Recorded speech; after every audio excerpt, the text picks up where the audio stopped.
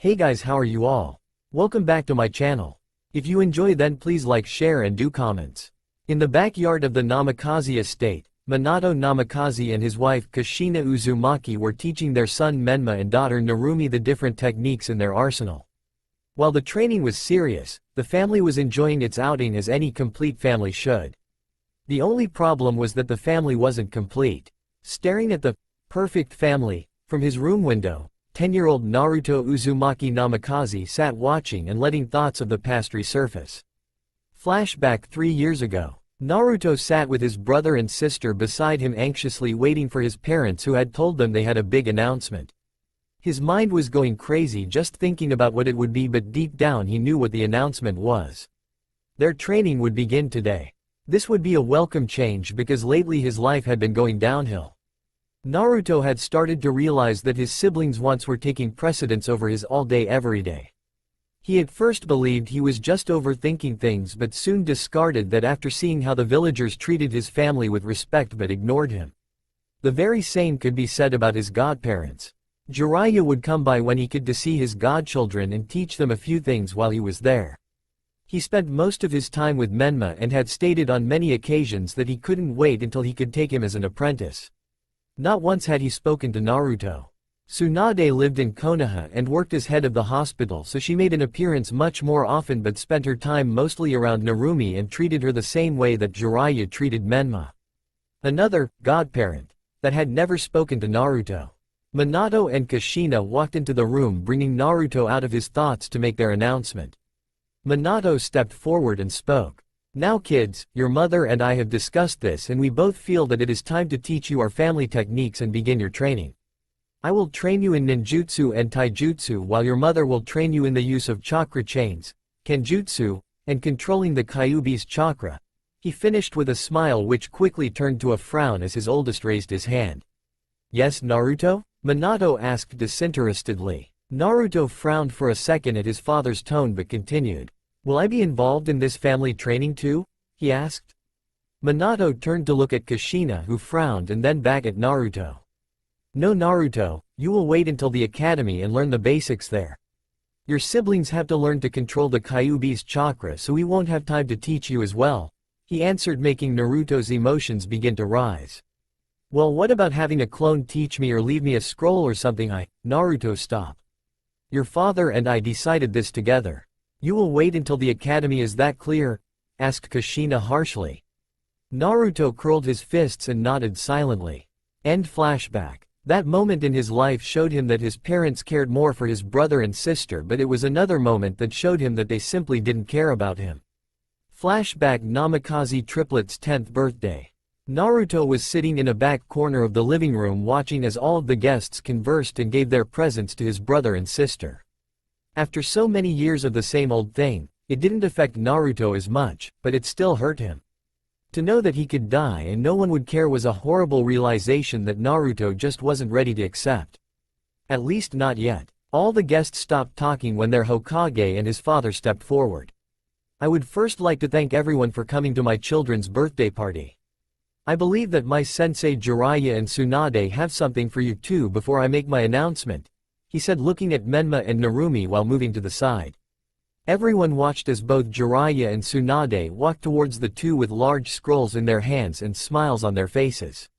"Menma, I have watched you grow up and am proud to be able to offer you the Toad contract, which will help you immensely with your future career as a shinobi," he said with a smile, handing the contract to an excited Menma.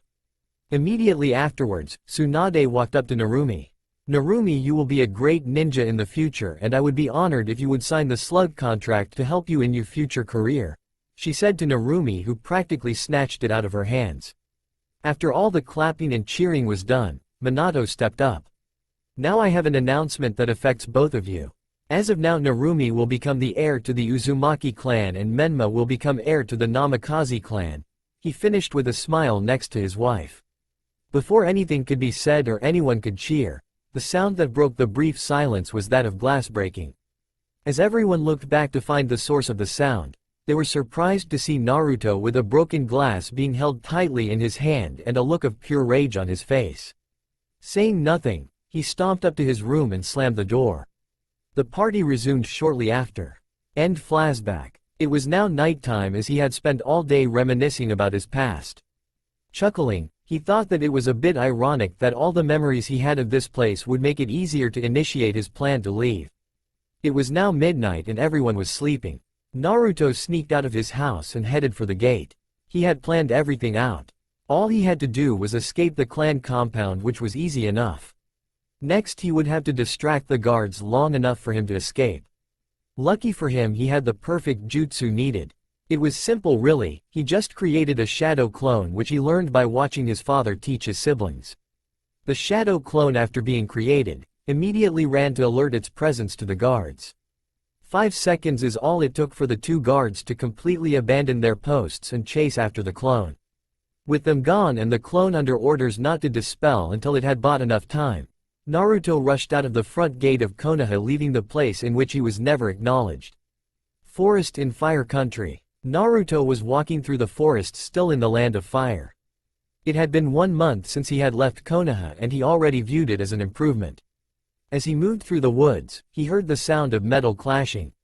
Sneaking towards the sound, he peeked from behind a tree and watched as a group of bandits were attacking a blue-haired woman all at once. As they attacked, she struck them down with her sword, which was a long, thin, silver blade with a golden handguard. Moving quickly from opponent to opponent, she ended it by spinning quickly with her sword, slicing anyone who came near her. Naruto watched in awe at her skill. After the last bandit had fallen, she looked around and then fell to a knee, panting. As she regained her breath, she looked up and towards the tree that Naruto was hiding behind. She sighed as Naruto quickly stopped peeking and hid behind the tree.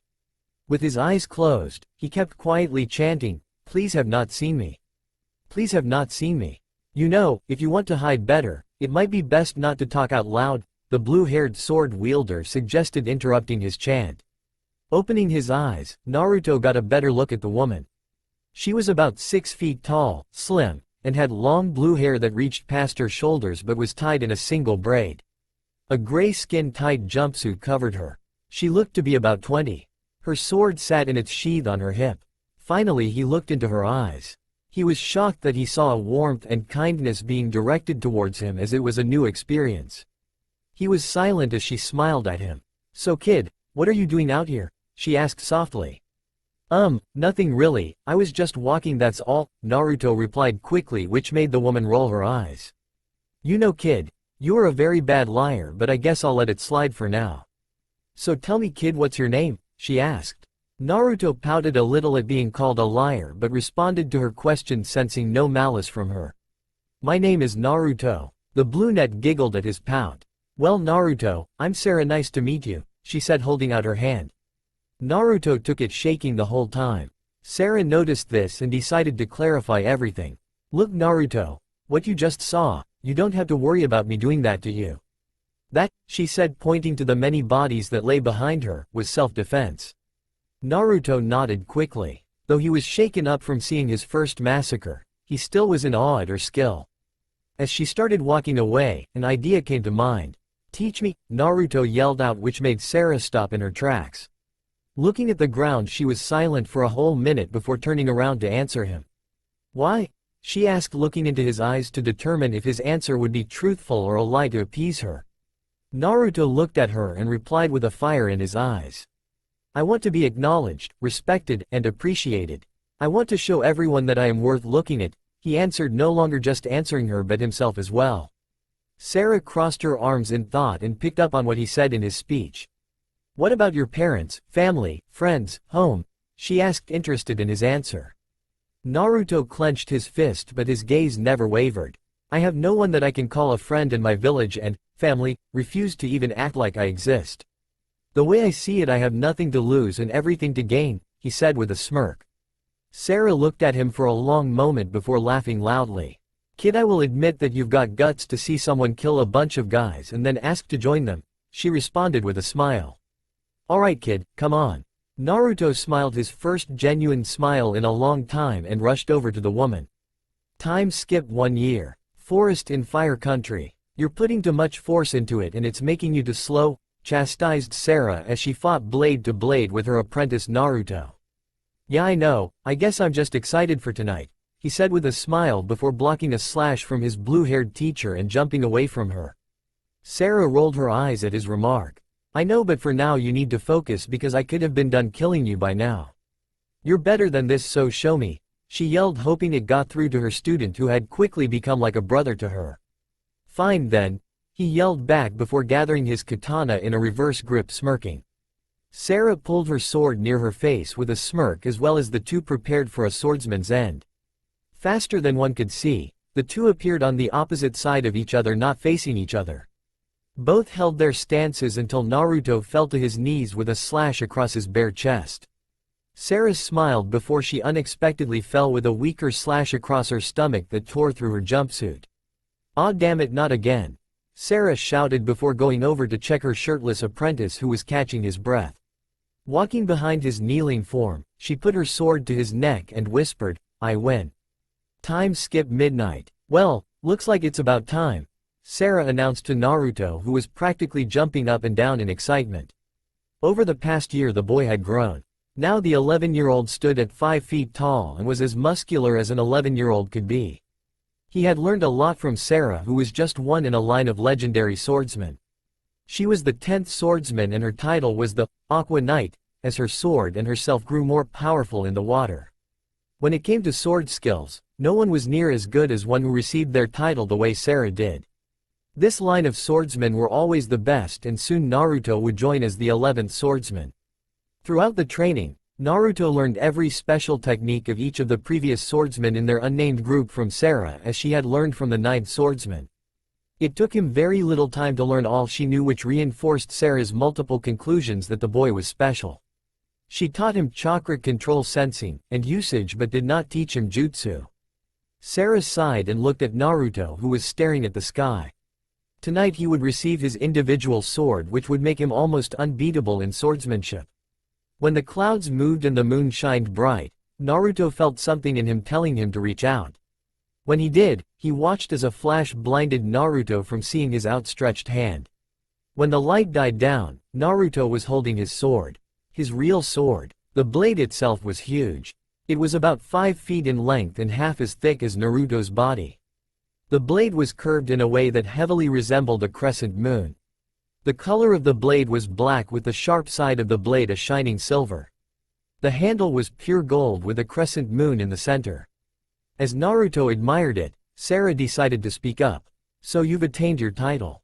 Naruto, you now hold the title, the Lunar Soldier, as it has been made evident by your blade," Sarah said seriously as Naruto paid close attention to her. "Now you are probably wondering how you are holding something like that so easily," she said, smiling when he nodded yes. "That is your sword and will be answered to you and you only. It has perfect balance and you will be able to lift it in any way because it answers to you. Now, unlike my sword, your sword is a defensive sword, as you can see by the shape and size," she explained. "I understand, Master," Naruto said as he kneeled, which shocked Sarah since she had never been called Master, just Teacher, or Sis. Smiling, she told him to get up and follow her. As Naruto rose with his sword still in hand, he remembered what Sarah had told him about this moment and about summoning his sword. Smiling, he flicked his sword up into the sky and it vanished, waiting to appear when it was called upon again. He followed Sarah to a nearby lake. Sarah looked at him with proud eyes.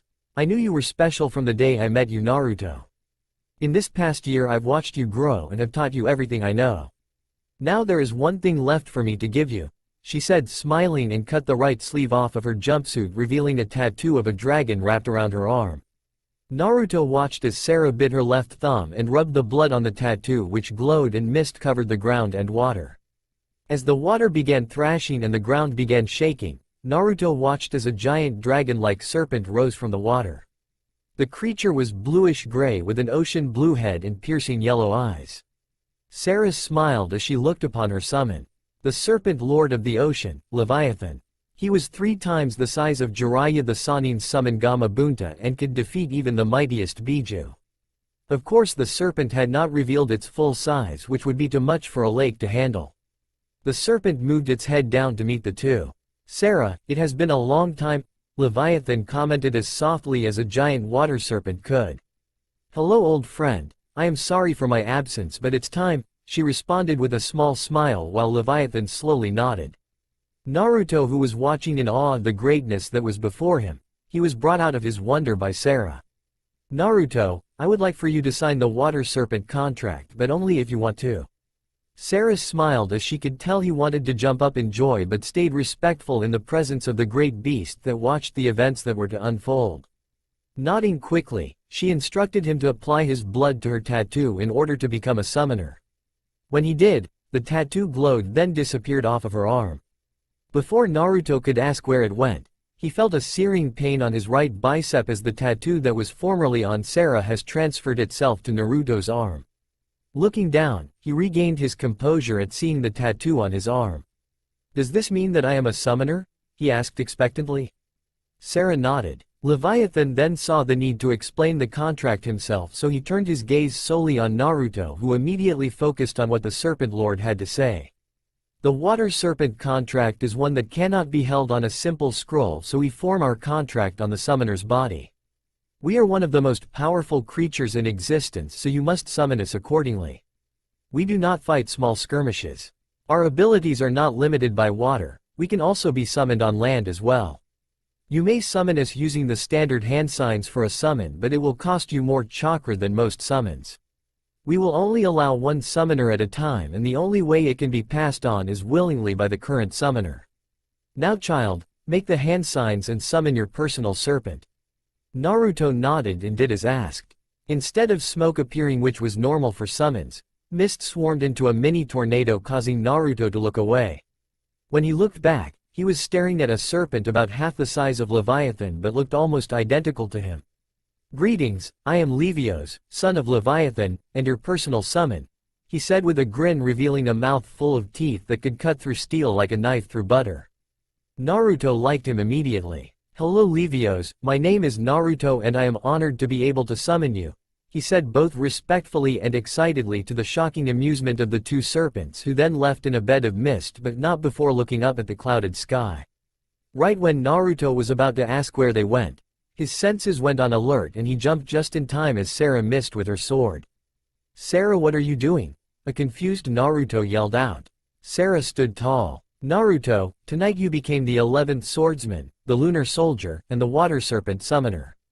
In order to complete this, you must kill me in this battle right here right now, she responded as rain started to fall. Naruto stood there with tears in his eyes as the rain started falling. No, you're all I have. Without you, I'm all alone. I won't kill you. I refuse, he shouted, letting his tears run. Sarah hated to do this to Naruto, he was so innocent, yet she was going to thrust him into a cruel and unforgiving world with no one. But she would be damned if she didn't give her most precious person the strength to make it in this world. Naruto, you must fight me with everything you have in order to attain your full potential. Once you do, then I will know that you will be safe. I know you don't want to do this and I'm sorry for thrusting you into this, but it must be done, she said, crying. Now fight me with everything you have or I'll never forgive you. She yelled and ran towards him. Listening to her reasoning strengthened his resolve and he called his sword. When the blade appeared in his hand, he ran towards Sarah and the two clashed blades. Fighting with everything they had, the two slashed at each other as the rain fell harder. While Sarah was faster, Naruto had reach and power. As the two fought, Naruto drove Sarah away from the water, which would have given her a huge advantage, and further into the forest. Eventually the two came to a standstill, holding their blades against each other, but Sarah twisted her body to land a strike at his leg, forcing him down. Well, I guess you won't be able to beat me. Shame, guess I'll have to look for someone else, she said, frowning disappointingly, but the frown was replaced with a small smile at her student's next words. Look up, teacher, he responded. When Sarah looked up, she saw the full moon and knew it was over. The next thing she felt was a mix of pain and pride as she looked down to see Naruto's blade driven into her chest. As she fell, Naruto caught her and laid her down. Naruto watched as the life left his teacher's eyes. Sarah died with a smile, but it was little consolation. Naruto didn't fight the tears that came and repeatedly cursed himself and Sarah that night. When morning arrived, Naruto left the battle scene with a heavy heart. Sarah was given an ocean burial by Naruto and the water serpent Leviathan. Now it was time for Naruto to return to Konoha. Konohagakure no Sato. Minato sat in his office fighting every cage's worst enemy. Paperwork. Deciding to take a short break, he got out of his seat to turn around and look at the village of Konoha. He smiled as he watched everyone going about their day as usual. That smile disappeared when his eyes landed on a family of 3 having a picnic. Just the mother, father, and son sitting with a basket. This sight cut into Minato's heart. He thought back to when his family's life fell apart. Flashback 1 month after Naruto has left. Minato, Kushina, Narumi, Menma and come into the living room of the house after finishing training. You two made some great progress today, so how about I take the whole family to eat Shiraku's for ramen? Suggested Minato, almost having to cover his ears at the children's response of, ramen. He smiled and then thought about the one person missing. Naruto. The two hadn't spent much time together lately, so he decided in that moment that a lunch with the family would be a good start to getting more familiar with his son. Okay, well, everyone wait here while I get Naruto, Minato said, shocking Kushina because she too had forgotten him so easily. Meanwhile, Menma and Narumi looked at each other then started laughing. Very funny, Dad, that failure's gone, Menma said, laughing while his sister did the same.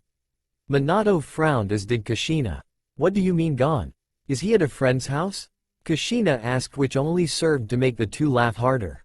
Narumi finally calmed down enough to answer her mother. Friends? Who would want to be friends with that loser? He's been gone. Hopefully he's gone for good, she said, smiling. Minato and Kushina shared a look of horror before Minato flashed out of the house and into his office, where he called for a search for his son done by his best Anbu. After 3 months, he was forced to call off the search. End flashback. Minato realized how bad he had neglected Naruto but couldn't do much, so he entrusted the search to his sensei Jiraiya, who held regret in his heart as well.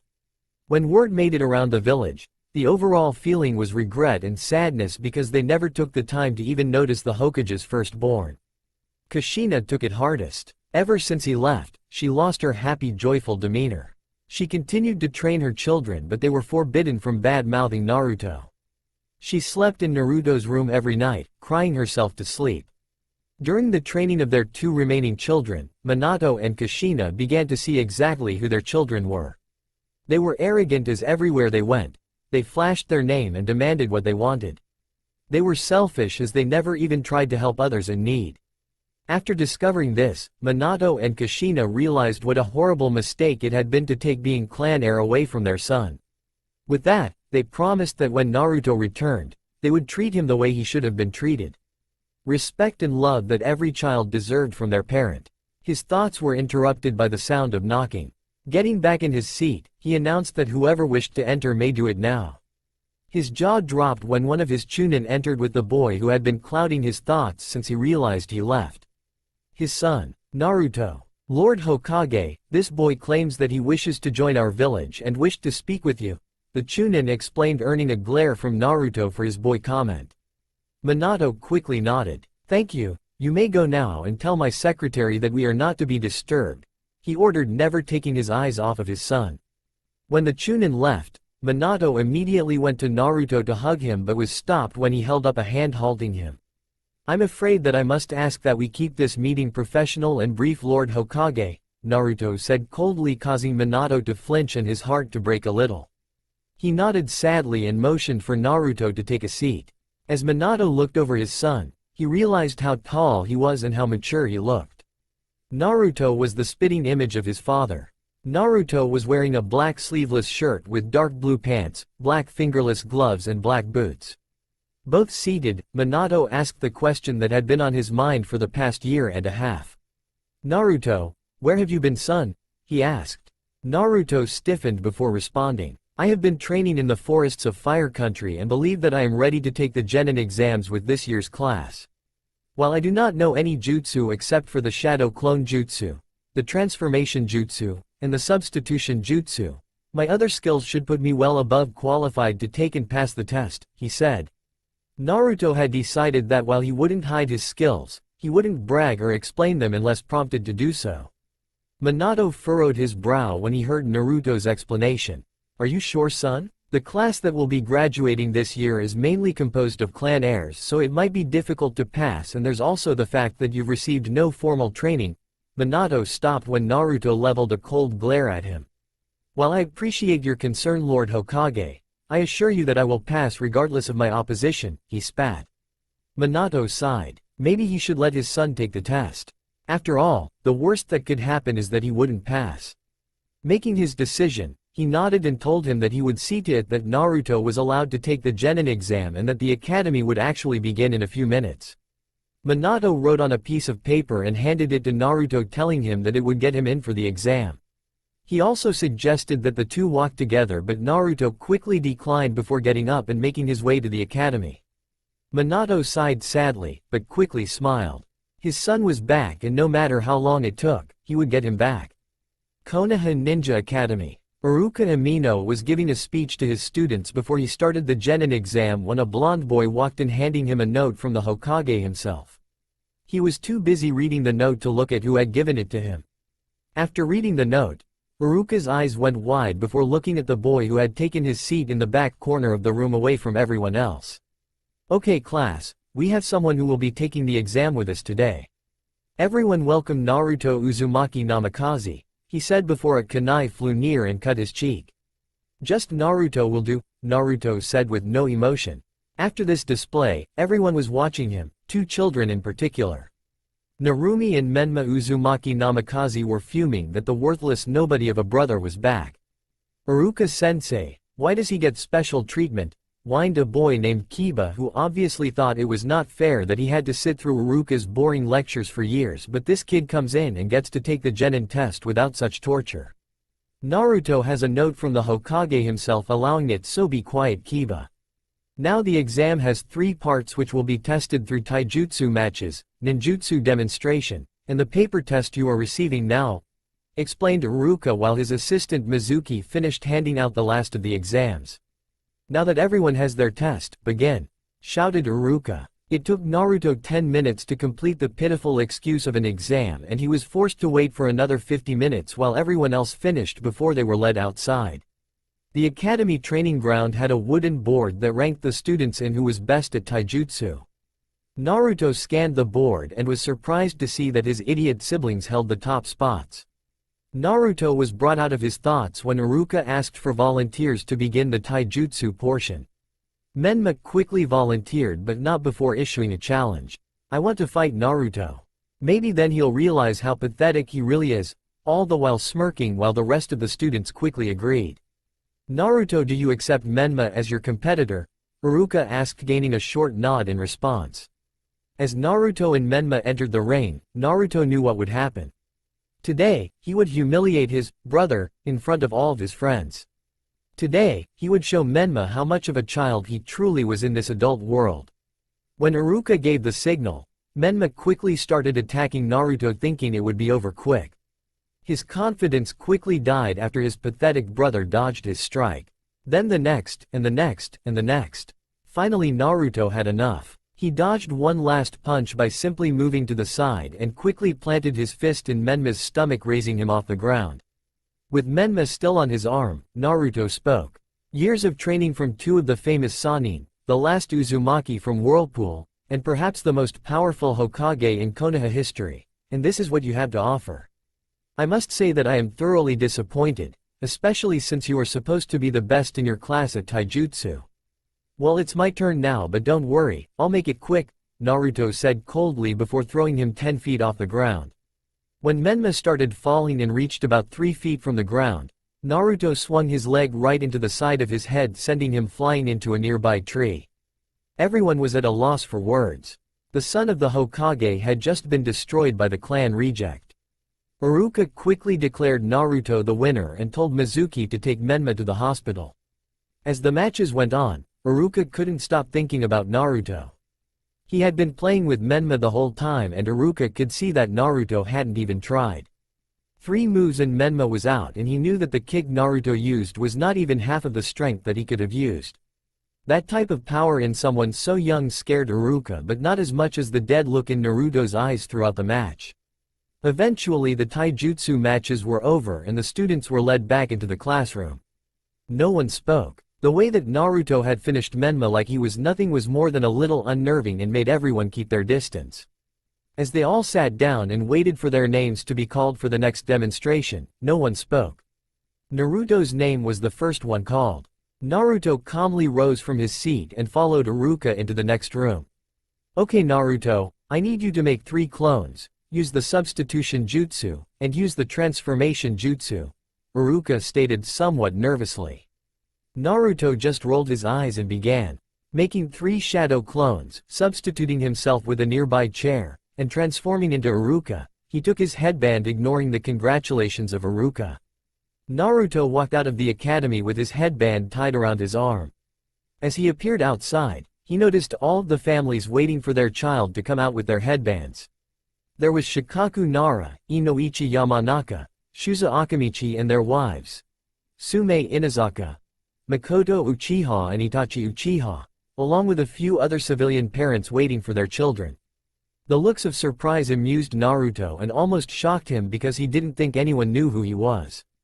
He continued walking as the adults made way for him to leave. Naruto started making his way to the Hokage's tower. It was time that he live on his own, and to do that he would have to clear it with his former father. Thinking about it, Naruto knew that Minato and Kushina may feel a bit of remorse, but it was too late. Though it had only been about 2 years since he was living here, so much had changed. He wasn't a kid anymore. Sarah had made sure that he knew that before he attained his title. His title was also something that had been on his mind lately. He knew that he was one of the most skilled swordsmen in the elemental nations already. All he needed now was to gain experience and let his name grow. That was the only reason he was in Konoha. Brought out of his thoughts by his realization that he had made it to the tower, he entered and proceeded to walk up the stairs to the Hokage's office. As he neared the door, he realized that the secretary was not there, and he started to hear yelling. Coming up to the open office door, he was greeted with the sight of Kushina Uzumaki Namikaze yelling at her husband. I want my son on my team Minato. I haven't seen Naruto in over a year. I've missed so much, and I'll be damned if I miss any more of his life, so put him on my team, Kushina yelled. I must disagree, Mrs. Namikaze, said Naruto, alerting the two to his presence as he walked into the office. Kushina's eyes immediately watered upon seeing the boy she had neglected for so long. Shaking out of her stupor, she started to run to hug her son, but was held back by Minato, who simply shook his head, confusing and infuriating her greatly until she realized how Naruto had addressed her. Mrs. Namikaze. When Kushina stopped struggling, Minato quickly smiled. Naruto, how was the exam? He asked, making way to his chair to sit down as Naruto did the same. Disappointing, Lord Hokage, most notably in the form of Menma. But I'm sure that Tsunade will make sure he is perfectly well, Naruto said coldly. Both Minato and Kushina frowned. They both, along with help from Jiraiya and Tsunade, had trained both Menma and Narumi to be formidable opponents for most Chunin, yet Naruto spoke as if Menma was simply a waste of time. Their concerns were interrupted when Naruto began to speak again. As for your suggestion, Mrs. Namikaze, since I will be labeled as dead last for lack of attendance, I must be placed on the same team as the Rookie and Kunwachi of the Year. And though Menma and Narumi are at the top of the board in terms of combat, I doubt that their test grades match, isn't that right, Lord Hokage? Naruto asked with a smirk. Minato sighed, knowing that his son was right. That's correct. I don't have the final results for everyone yet, but it looks like the Rookie of the Year will be Sasuke Uchiha and the Kunwachi of the Year will be Hinata Hyuga, Minato said tiredly. He and Kushina had stressed to their children that book smarts were important, but it never took, unfortunately. Well, Naruto, what can I do for you right now? He asked, trying to figure out why his son was here.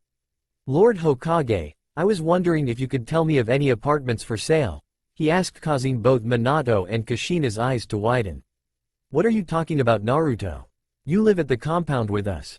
You can't leave, you're too young to live on your own, Kushina yelled. Naruto simply rolled his eyes and pointed to his armband. This means that I am considered an adult, and it is also highly irregular for a non-clan member to live at a clan compound, he said, confusing Minato and Kushina. What do you mean? You're still part of our clan with or without that armband, said Kushina. Naruto only shook his head. No, in accordance to Konoha clan law, once the title of heir is removed from said heir, they are hereby removed from that clan, replied Naruto without emotion. At this point, Kushina started crying and Minato felt ashamed. Are you sure about this, Naruto? Minato asked. Very sure, Lord Hokage, he replied coldly. After staring at his son for a few moments, Minato sighed and started writing down the address for an apartment in Konoha's red light district and handed it to Naruto, who took it and left with a simple bow. As Kushina continued to cry about losing her baby boy, he just prayed that Naruto would someday accept them back.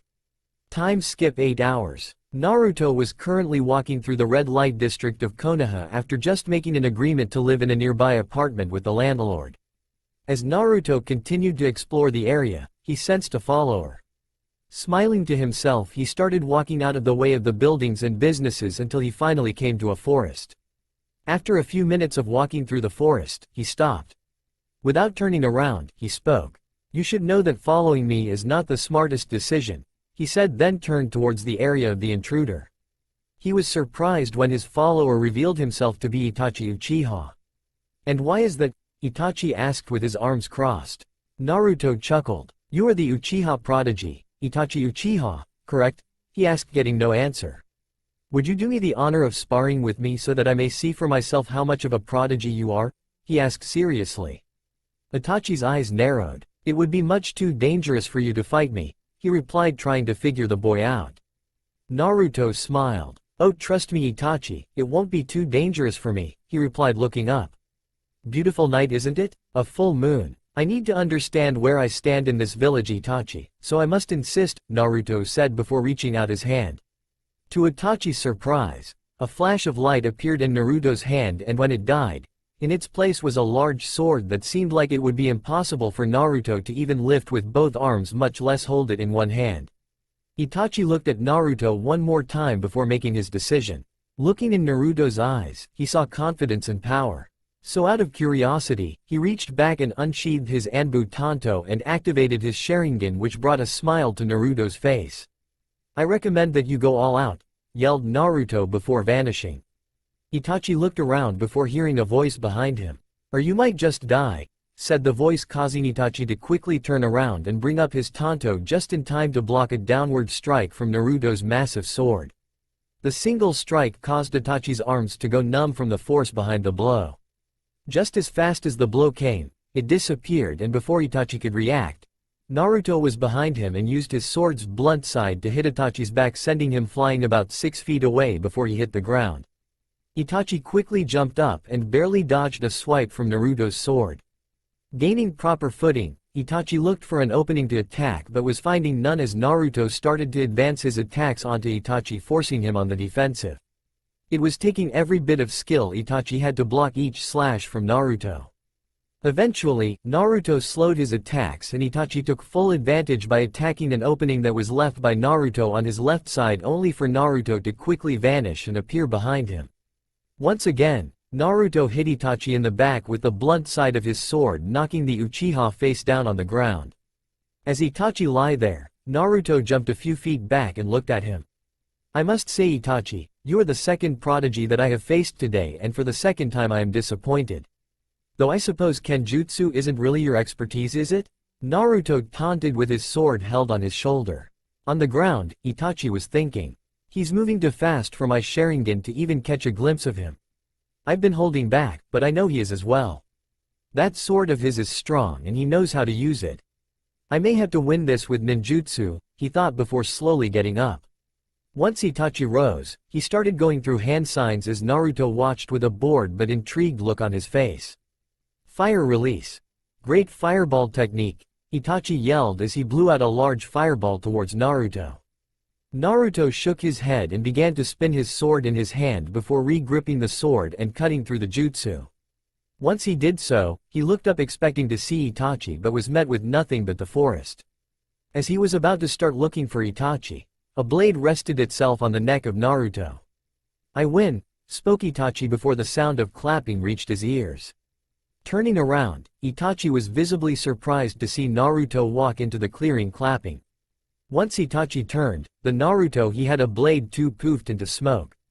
Realizing what had happened, Itachi simply sheathed his sword and looked at Naruto. Well, Itachi, maybe it is too soon to write you off just yet, though you only did use one technique. Nonetheless, I'm satisfied. Good night, Itachi," Naruto said before turning around and leaving the forest. Itachi stayed where he was contemplating the short spar the two had. That boy has a bright future ahead of him. Maybe a good rival for Sasuke as well. Itachi quickly exited his thoughts as he quickly made his way to the Hokage's office. The Junin senseis were picking their teams tonight at the tower, and he knew exactly who he wanted for his team after his quick spar, which would leave him undoubtedly sore for the next few days. His mother is the one who had talked Itachi into becoming a Junin sensei, saying that it would be best for Sasuke to learn from Itachi. That, and she wanted him out of Anbu. He was hesitant to the idea, but now after fighting Naruto, he knew this would be an exciting experience. So with that in mind, he reached the tower ready to fight for the mysterious boy to be trained under him. Naruto sat in the back of the class with his eyes closed. Currently he was going over his fight with Itachi the night before. Neither he nor Itachi were going all out, but he doubted he could take Itachi on anyway, considering the fact that Itachi only used one jutsu. Naruto smiled. One thing did upset Naruto though, and that was the fact that Itachi tried to use a sword to beat him. Now Itachi couldn't possibly know about his prowess with a blade, but it still felt somewhat insulted and irked him slightly. He was drawn from his thoughts by the sound of all of the former academy students entering the classroom, excited about team placement and not shutting up about how awesome it would be when they finally got to show off their moves to strong enemies. It annoyed Naruto immensely that these children had such a naive mindset about the life of a ninja. Once again, Naruto thanked Kami that he had been taught by Sarah, otherwise he may have ended up just like these idiots spouting up nonsense about their strength and how great they would be. Once again, Naruto was drawn from his thoughts as he felt the eyes of someone staring at him. Lazily looking around, he found the culprit to be Sasuke Uchiha, little brother of Itachi Uchiha. Sasuke Pav. Sasuke stared at Naruto and was brought back to what happened last night when his brother arrived home. Flashback. Sasuke was in the backyard practicing his fireball jutsu when he sensed someone watching him. Turning around, he was met with the form of his older brother Itachi. He smiled at seeing his brother, but Itachi continued to stare, looking lost in his thoughts. "Hey Itachi, you okay?" he asked. Itachi shook his head and walked up to Sasuke before looking down at him. After a minute of staring, Itachi spoke. "Sasuke, there is something I need to tell you in regards to the boy named Naruto. You have seen him in a taijutsu match against Menma Namikaze, but that is it. Am I correct?" Itachi asked. Sasuke simply nodded and Itachi sighed. Once again Itachi gained a thoughtful look on his face before speaking. "Naruto is strong. Stronger than you, stronger than your class, and stronger than the class previous. He is a legend in the making, so I want you to examine him, learn from him, emulate him. It will only make you stronger in the long run, for I believe that soon, the boy may be stronger than all of us." Itachi finished before walking back inside and leaving Sasuke to think about his words. Flashback end. Sasuke just looked at the boy that his brother had told him about until Naruto met his stare, causing him to turn away. Not long after, Iruka entered to announce the teams. Iruka gave a short speech congratulating the new genin before announcing the first team. Normal Pav. Team 7 will be Menma Uzumaki Namikaze, Narumi Uzumaki Namikaze, and Sakura Haruno under Kushina Uzumaki and Kakashi Hitaki. Team 8 will be Hinata Hyuga, Kiba Inazaka, and Shino Aburame under Kurenai Yuhi. Team 9 is still in circulation, so on to Team 10. Team 10 will be Ino Yamanaka, Shikamaru Nara, and Choji Akamichi under Asuma Sarutobi. And finally Team 11 will be Sasuke Uchiha, Yakumo Kurama, and Naruto under Itachi Uchiha. Now everyone wait here for your senseis, and once again, I am very proud of all of you," he finished. After Iruka left, Naruto looked around the classroom for his other teammate but couldn't find her, mostly because he didn't know the names of the majority of the class. Before he could think on it anymore, a dark figure entered the classroom. Itachi Uchiha had arrived. "Team 11 meet at training ground 11 inches, he said before shining away in a flock of crows. Naruto watched as Sasuke rose and noticed a frail-looking girl in the opposite corner of the room stand as well. Sasuke approached him and the girl followed. Sasuke stopped in front of him. "I know where training ground 11 is, so you two can follow me," he said, observing Naruto and ignoring Yakumo. Naruto looked at Yakumo and nodded. "Lead the way and we will follow," he said, and the three took off. Training ground 11. Itachi sat on a wooden stump thinking about his team. He knew everything about his brother in terms of skill and personality. Yakumo was shy and had a weak body but was said to be a genjutsu prodigy with the ability to make her illusions real, and then there was Naruto. Even though he had the least information on him, Itachi could already tell from their spar that he was the strongest genin on the team. He was interrupted from his thoughts as the three genin that had been on his mind arrived in front of him. Itachi looked blankly at the group before speaking. "Sit down and introduce yourselves," Itachi said, motioning to the ground.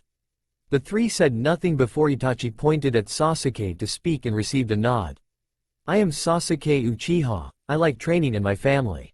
I dislike fangirls and the weak. My goal is to bring honor to the Uchiha clan," he said before looking back at Itachi, who nodded and pointed to Yakumo without a word.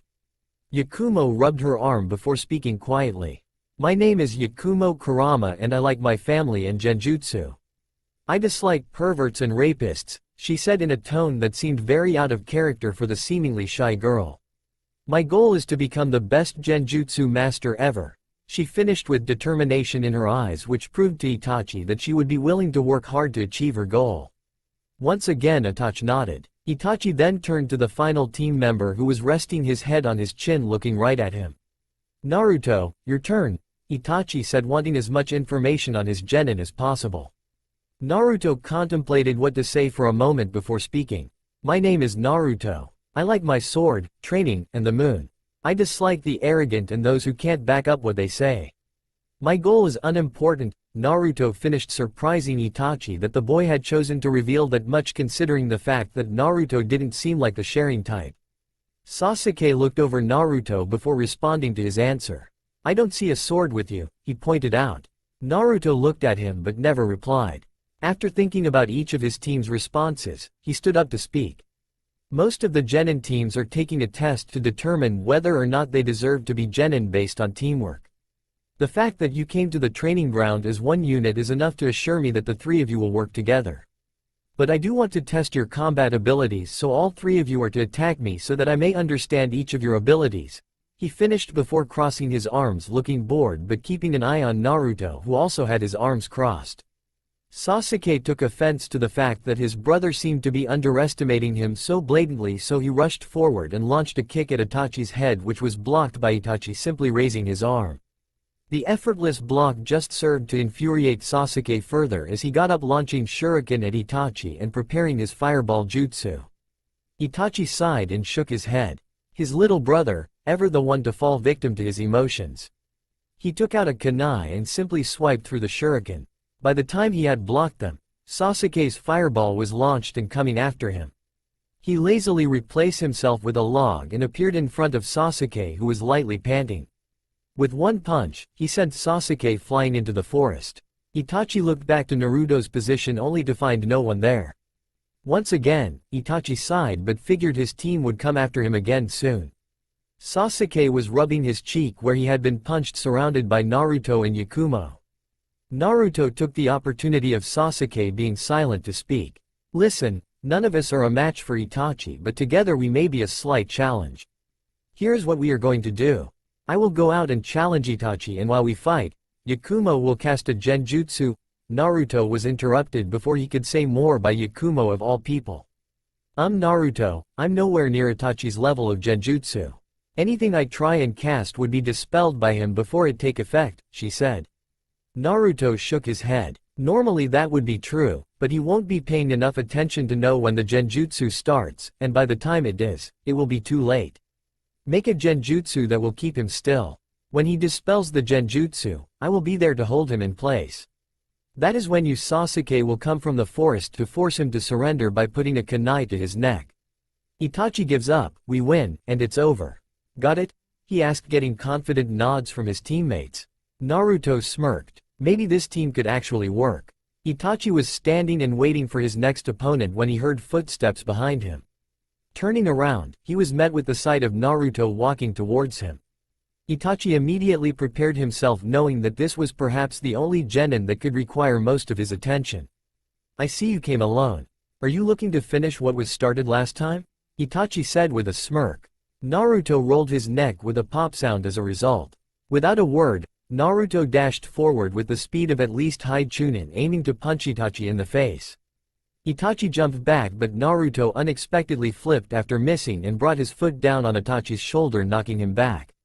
As Itachi was knocked back, he could already feel the bruise forming on his shoulder.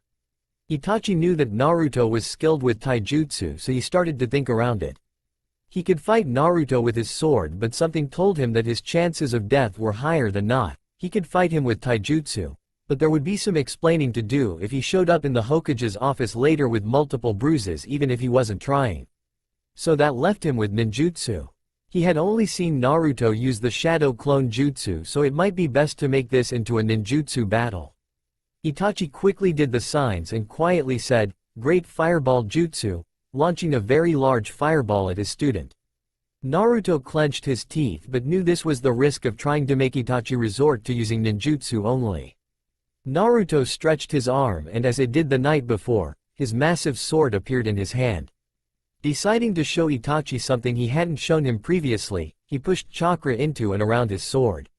Raising his arm, he swiped down powerful enough to push his blade into the ground towards the incoming fireball. A chakra wave formed from his sword and flew, splitting the fireball. But the wave continued and was now nearing Itachi. Itachi was able to jump away at the last second but watched the result of the wave. Once the wave hit the trees, it was as if hundreds of sword slashes were attacking the trees at once.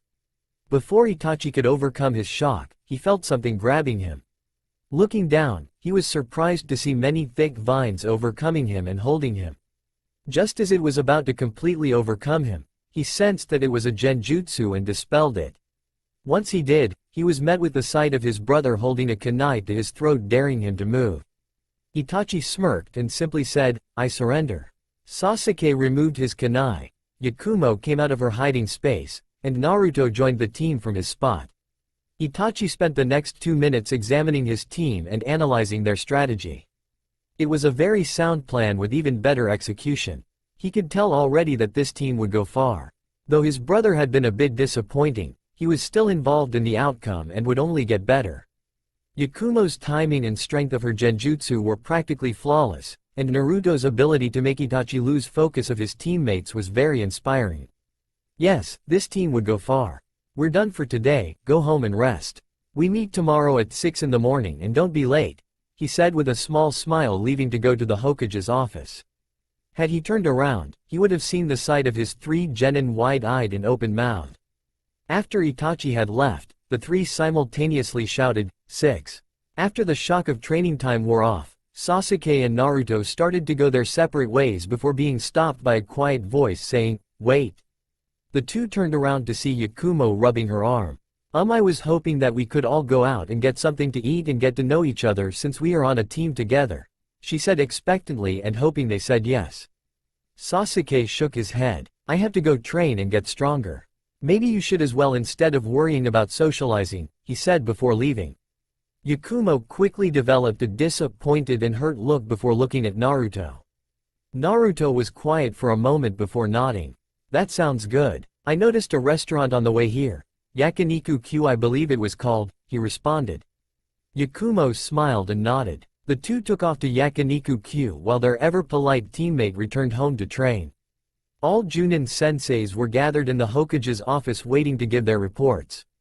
Minato entered the office and sat at his desk, followed by the current elders of the village, Jiraiya and Tsunade. "Okay, so the team tests were today. Please give me the results everyone," he said as each Junin stepped forward to give their report on their team. Team 1 fail, Team 2 fail, Team 3 fail, Team 4 fail, Team 5 fail, Team 6 fail. Kakashi stepped forward. Team 7 pass. Menma and Narumi performed well except for that they were easily goaded into a fight and too often let their emotions cloud their decision-making. The Haruno girl is a bit of a problem as well, but I believe that we can train her and make her useful," finished Kakashi with Kushina nodding behind him. Minato sighed. He knew that his children would pass, but they did let their emotions override their judgment. A trait they undoubtedly got from their mother. The Sannin behind him chuckled, as did a few Junin. Minato nodded and motioned to Kurenai. Kurenai stepped forward to report. Team 8 pass. Hinata has potential in gentle fist but too hesitant, whereas Kiba is too impulsive, but Shino is very intellectual and was able to get his teammates to follow his plan of draining me of my chakra. Then Kiba and Hinata alternated in their clan styles against me, she said. Asuma took a puff of his cigarette before being elbowed in the gut by Kurenai. Team 10 pass. Ino commanded Shikamaru and Choji to get me in place for her to use her mind transfer jutsu to beat me. He finished and then stepped back. Minato didn't know what to expect when Itachi stepped forward. He hoped the team passed for the sake of his son, as did Kushina, who was nervously looking at Itachi. The Junin in the room, however, were sure that the team assigned to Itachi Uchiha had failed, despite his brother being on the team. Team 11 pass, he said, causing whispers to start among the other Junin. Minato quickly got tired of the whispers and said loudly, "Quiet," before motioning to Itachi to continue.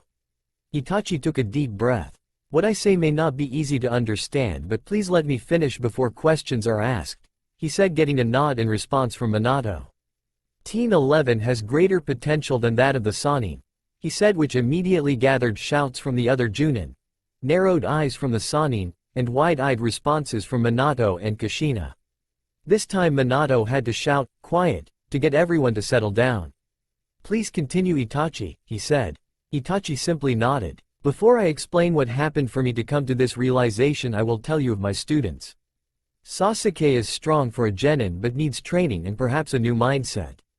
Yakumo is a genjutsu prodigy with potential surpassing that of my own in the field," he said, getting wide-eyed shocked responses from every Junin in the room, but none as shocked as Kurenai. Minato was shocked at how much praise Itachi was giving before realizing he had not heard about his own son yet. "And Naruto?" he asked, getting the attention of everyone in the room, especially the Sannin, who wanted to know how strong the boy was. The boy who they were supposed to have a relationship with but instead never even acknowledged him. Itachi sighed for what seemed like the 100th time today. "Naruto is the strongest genin and perhaps the strongest chunin in Konoha," he said, getting the most shocked reactions that he had gotten all day. "And that is just during the day. At night, I'm unsure exactly how strong he is, but his power is immense. Perhaps as strong as I am with my Sharingan activated," he finished, expecting the questions to flood like water breaking a dam. Minato spoke first. "How do you know he is strong at night, Itachi?" he asked curiously. Itachi looked at the Hokage, ignoring everyone who were still trying to fathom what he was saying. "After the graduation exam, I tailed him. It was relatively late and he sensed me. We had a short conversation before he challenged me and summoned a giant sword almost as tall as him and just as wide as his body. Before he attacked, he made a suspicious comment about how beautiful the moon looked and then attacked. We fought and it ended with me finding out that I was fighting a clone the whole time. But more surprising, he was toying with me while using his sword. I launched a fireball at him and he simply cut through it. He is very strong during the day, especially with that sword of his, but at night, he's almost unstoppable," Itachi reminisced. Kushina spoke next. "You keep saying he has a sword, but I've never seen him with it. Also, how good is he?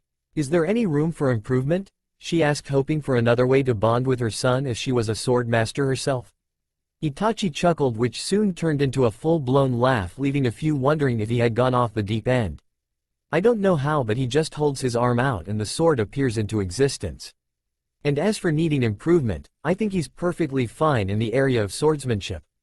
Minato then decided to wrap everything up.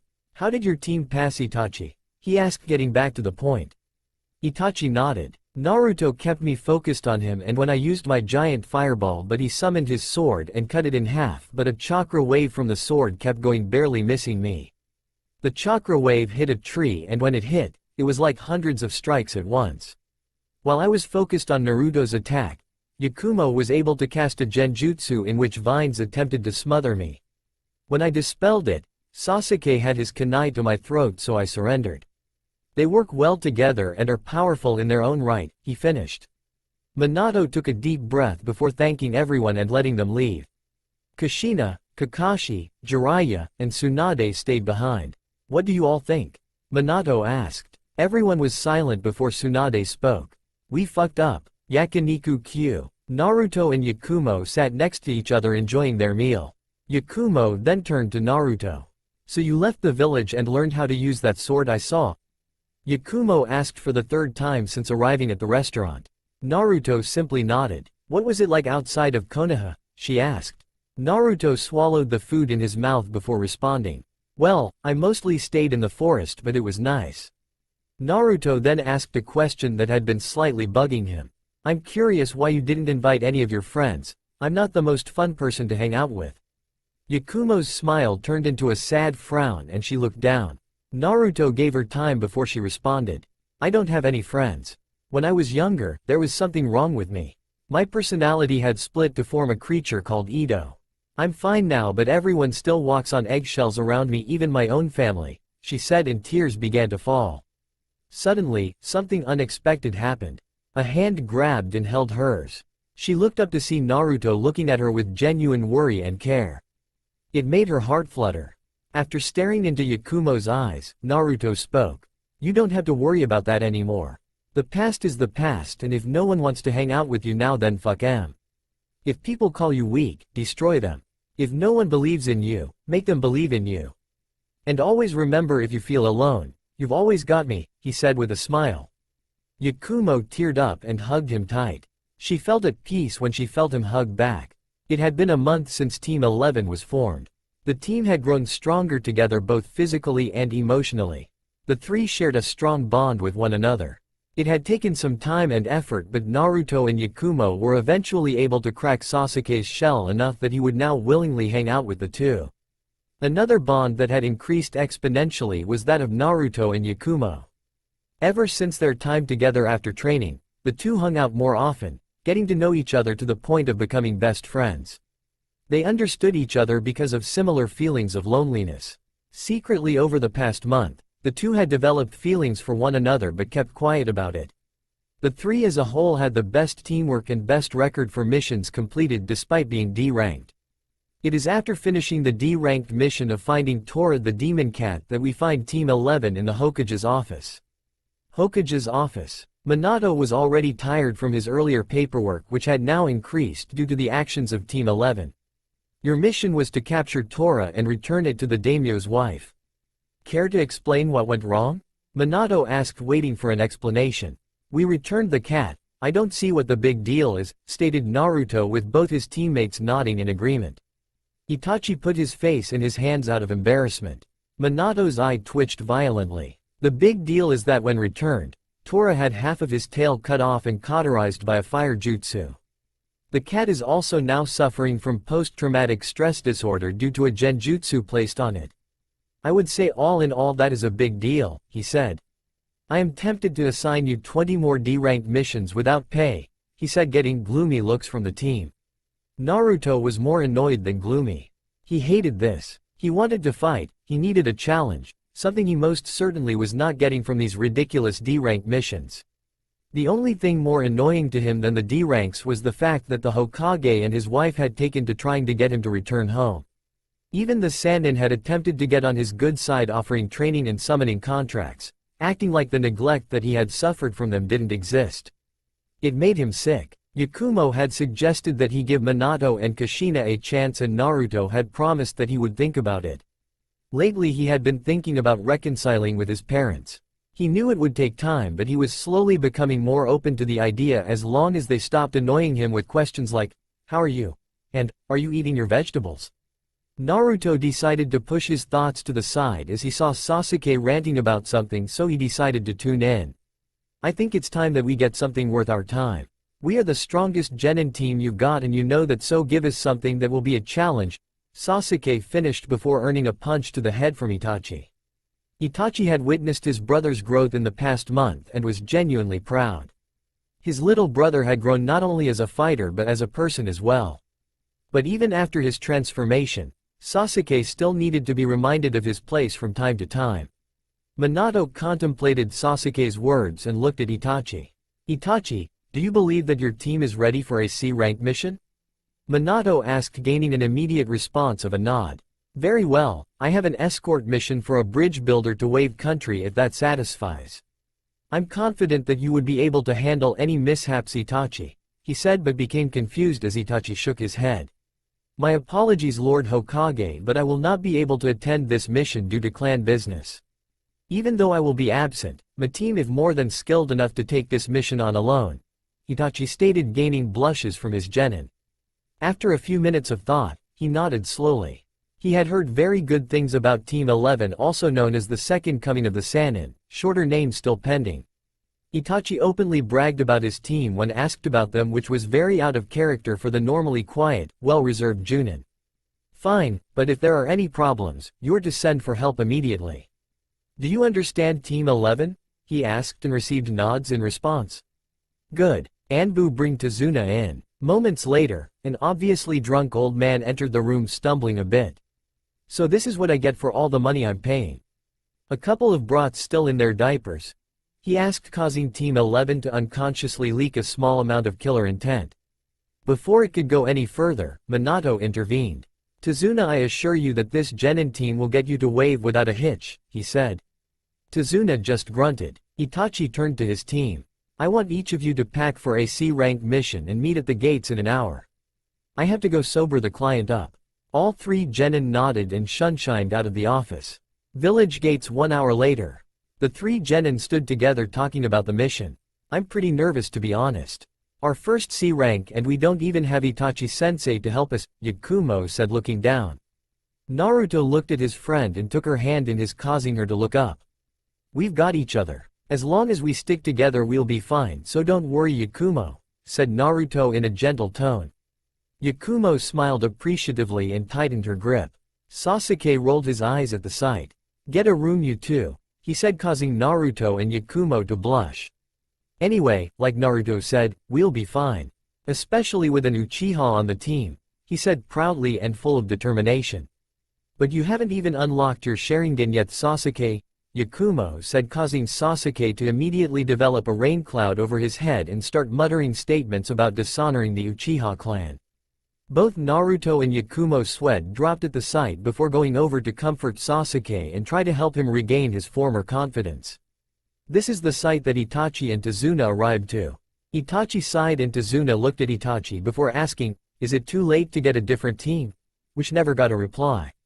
When the team realized that the client and their sensei had arrived, they immediately recovered and stood straight waiting for instructions.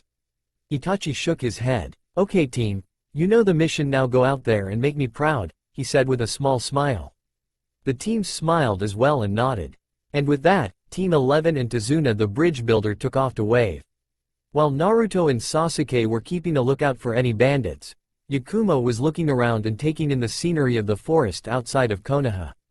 So this is what it's like outside of Konoha. I like it, Yakumo said before turning her attention to Tazuna, who seemed very nervous. So Tazuna, what's wave like? Yakumo asked, trying to calm him down. It seemed to work as Tazuna thought for a moment before speaking. Wave used to be beautiful. The people were happy and everyone took care of one another. It was perfect. That is until Gato showed up. Gato is the head of the Gato shipping company, so he quickly commanded a lot of authority over us because we need the seas to survive. But Gato came in and started bleeding us dry. We were so scared until Kaiza the village hero stood up to Gato. Gato had him executed in front of everyone to make an example of what happened when someone defied him. After that, our village lost hope. But this bridge I build will make it so that we aren't forced to rely on Gato and bring hope to our people, he said with determination that impressed Team 11. After Tazuna had finished, the four continued walking until they came across a puddle in the middle of the road. Naruto and Sasuke shook their heads. We're never gonna hear the end of this from Yakumo, are we? Asked Sasuke. Naruto shook his head no. One thing Yakumo hated was when people misused genjutsu. After beating the person to a pulp, she tended to go on long rants about the skill and beauty of genjutsu and how much she hated those who tried to tarnish it. Naruto and Sasuke stopped in their tracks and walked back towards Tazuna to cover him. Whatever the threat was, they doubted that it would be too much to handle. After only a month of training under Itachi and with Naruto and Sasuke, her body was no longer frail and weak. She now had the most physically fit body of any of the girl in her genin class, which really came as no surprise except maybe Narumi, who had trained seriously her whole life. Yakumo was also very flexible and incorporated that into her taijutsu. As Yakumo and Tazuna stopped to see what was wrong, Yakumo saw the puddle in the road. Her eye immediately began twitching and a vision of the Shinigami appeared behind her. Clenching her fist, she walked forward until chains from the puddle tried to wrap around her, but she jumped straight up, avoiding them. After the chains fell, two figures jumped out of the puddle, both wearing hidden mist headbands with a scratch through the symbol. Naruto folded his arms. The demon brothers Gozu and Maizu? Interesting, Naruto said before narrowing his eyes. Sasuke looked at him. You know them? He asked, and Naruto shrugged. On the way back to Konoha, I read the bingo book. These guys are C-rank Chunin level opponents, said Naruto. You think she can handle both of them? Sasuke asked, getting a blank stare in return. Looking back to the battle, Sasuke muttered, "You're right, stupid question." Tazuna in the meantime was internally panicking and praying that he was not about to get a few kids killed. Currently Yakumo was simply dodging the attacks from the demon brothers with such fluidity and grace that it infuriated them. It infuriated them because it was a sign that this little girl was toying with them, and from the look on her face, she was bored. Their opinions were correct. Yakumo was bored, so she decided to end it. After dodging another strike from Gozu, she pushed off her back foot while grabbing her kunai and dashed towards him, stabbing just above the heart and flipping into the air. As she came down, she brought her foot down on Maizu's shoulder, knocking him down. Naruto and Sasuke, seeing that the battle was over, approached Maizu. Naruto stepped forward. Let's make this quick and simple, shall we? Your brother is going to die if he doesn't get treatment, and you are going to die after my friend here. He pointed to Yakumo. Puts you in a genjutsu that makes you wish for death. Or you could tell us why you attacked us, we let you go and hopefully never see you again. Choose now, Naruto ordered in a dark tone. It was a no-brainer for Maizu, who couldn't feel his arm because of Yakumo's kick. He quickly spilled everything he knew and then was allowed to leave. The three genin turned to Tazuna. So it looks like Gato wants you dead. Well, let's keep moving, he said, and the team started walking forward. Tazuna was shocked. He was sure that the three would abandon the mission because he had lied, but here they were continuing in spite of it. Hurry up, Tazuna, shouted Naruto, shaking Tazuna out of his stupor as he ran to catch up. It had been an hour since the four had gotten off the boat to get them closer to Wave, and the team was bored. Luckily they were almost there, according to Tazuna. So bored. When are we gonna get some action? Yelled Sasuke before the team heard a buzzing sound. Immediately Team 11 and Tazuna, thanks to Yakumo being there, dropped to the ground before a giant sword could decapitate them and flew into a tree. Getting up, Naruto turned to Sasuke. You just had to jinx it, didn't you? Naruto said, and Sasuke had the decency to blush in embarrassment. Naruto shook his head and looked at the sword, which now had a man crouching on it. The man wore wrappings around his lower face and had a hidden mist headband with a scratch down the middle like the demon brothers. Zabuza Momochi, demon of the hidden mist, a rank missing nin of Mizugakure, wanted for attempting to murder the current Mizukage. What a treat, Naruto said, focusing mainly on the sword Zabuza was crouched on. If he played his cards right, he might be able to get a sword fight worth his time. Hand over the bridge builder and I may let you live, Zabuza said plainly, but keeping his eye on the blonde, who had a growing smile on his face, which was a bit concerning. Naruto started chuckling, which soon turned into a very loud, insane laugh. After catching his breath, Naruto turned to his teammates and simply said, "He's mine," before holding out his arm. To Zabuza and Tazuna's shock, a giant sword appeared in his hand. Well, Zabuza, it's been some time since I've gotten a challenge in a duel. Hopefully, you're worth my time. Fingers crossed, he said with a smile and resting his sword on his shoulder. Zabuza jumped off his sword and pulled it free before taking his stance. The way this boy talked both confused and pissed him off. He was confused by the amount of confidence he was exerting, but pissed off that this child thought he could stand up to him with a sword. Don't say I never gave you a choice, said Zabuza before dashing at him, poised to strike, but his attack was cut off by Naruto's giant sword, which blocked his own with ease. Chuckling, Naruto pushed back before twisting the sword position in his hand to bring it down on Zabuza. The slash was blocked, but it left Zabuza's arm tingling.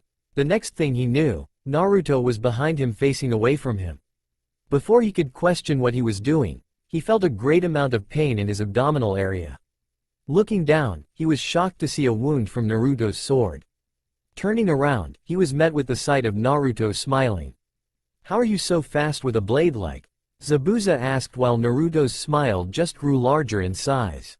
It's a secret, he said before disappearing and reappearing in front of him. Before Zabuza could react, Naruto punched him in the face, sending him flying. While flying, Naruto disappeared again and sent him upwards with a kick that landed close to his spinal cord. Once again Zabuza flew into the air and landed roughly on the ground shortly after. Zabuza groaned but got up. I thought you said this was a sword battle. I expected you to be using only your sword, he said. Naruto blinked a couple of times before responding. Are you a genin? You certainly have the mindset of one if you would agree to such terms. And if we were just using swords, you would be dead by now. Use jutsu if you must. Show me your full power, it matters not. The end result will still be your death, Naruto said, gaining a dangerous look in his eye. Zabuza quickly retreated to the middle of the lake behind them and Naruto slowly followed. Naruto watched, sword in hand, as Zabuza shouted, hiding in the mist jutsu, and a wave of mist began to rise, making him invisible to Naruto, or so he thought. Naruto just yawned and raised his sword and started spinning it in his hand. As it spun faster, the mist collected and dispersed while Zabuza stood there surprised at the boy's skill with his sword. Well, I'll admit, boy, that you are good, but let's see you shake off this one. Water Dragon Jutsu, Zabuza shouted. A dragon formed of water immediately rose from the lake and attacked Naruto. Naruto once again shook his head and raised his sword to the sky. When he swung his sword down, a chakra wave was created, and it flew through the water dragon and barely missed Zabuza. It's time to end this. I'm sorry for what is about to happen, said a voice from behind Zabuza. When he turned around, Naruto was there to make a slash at his chest then disappear. The next slash came along his right arm, then his left shoulder, then the back of both of his thighs, and finally across his back. Zabuza was still alive, but he had never felt this much pain before.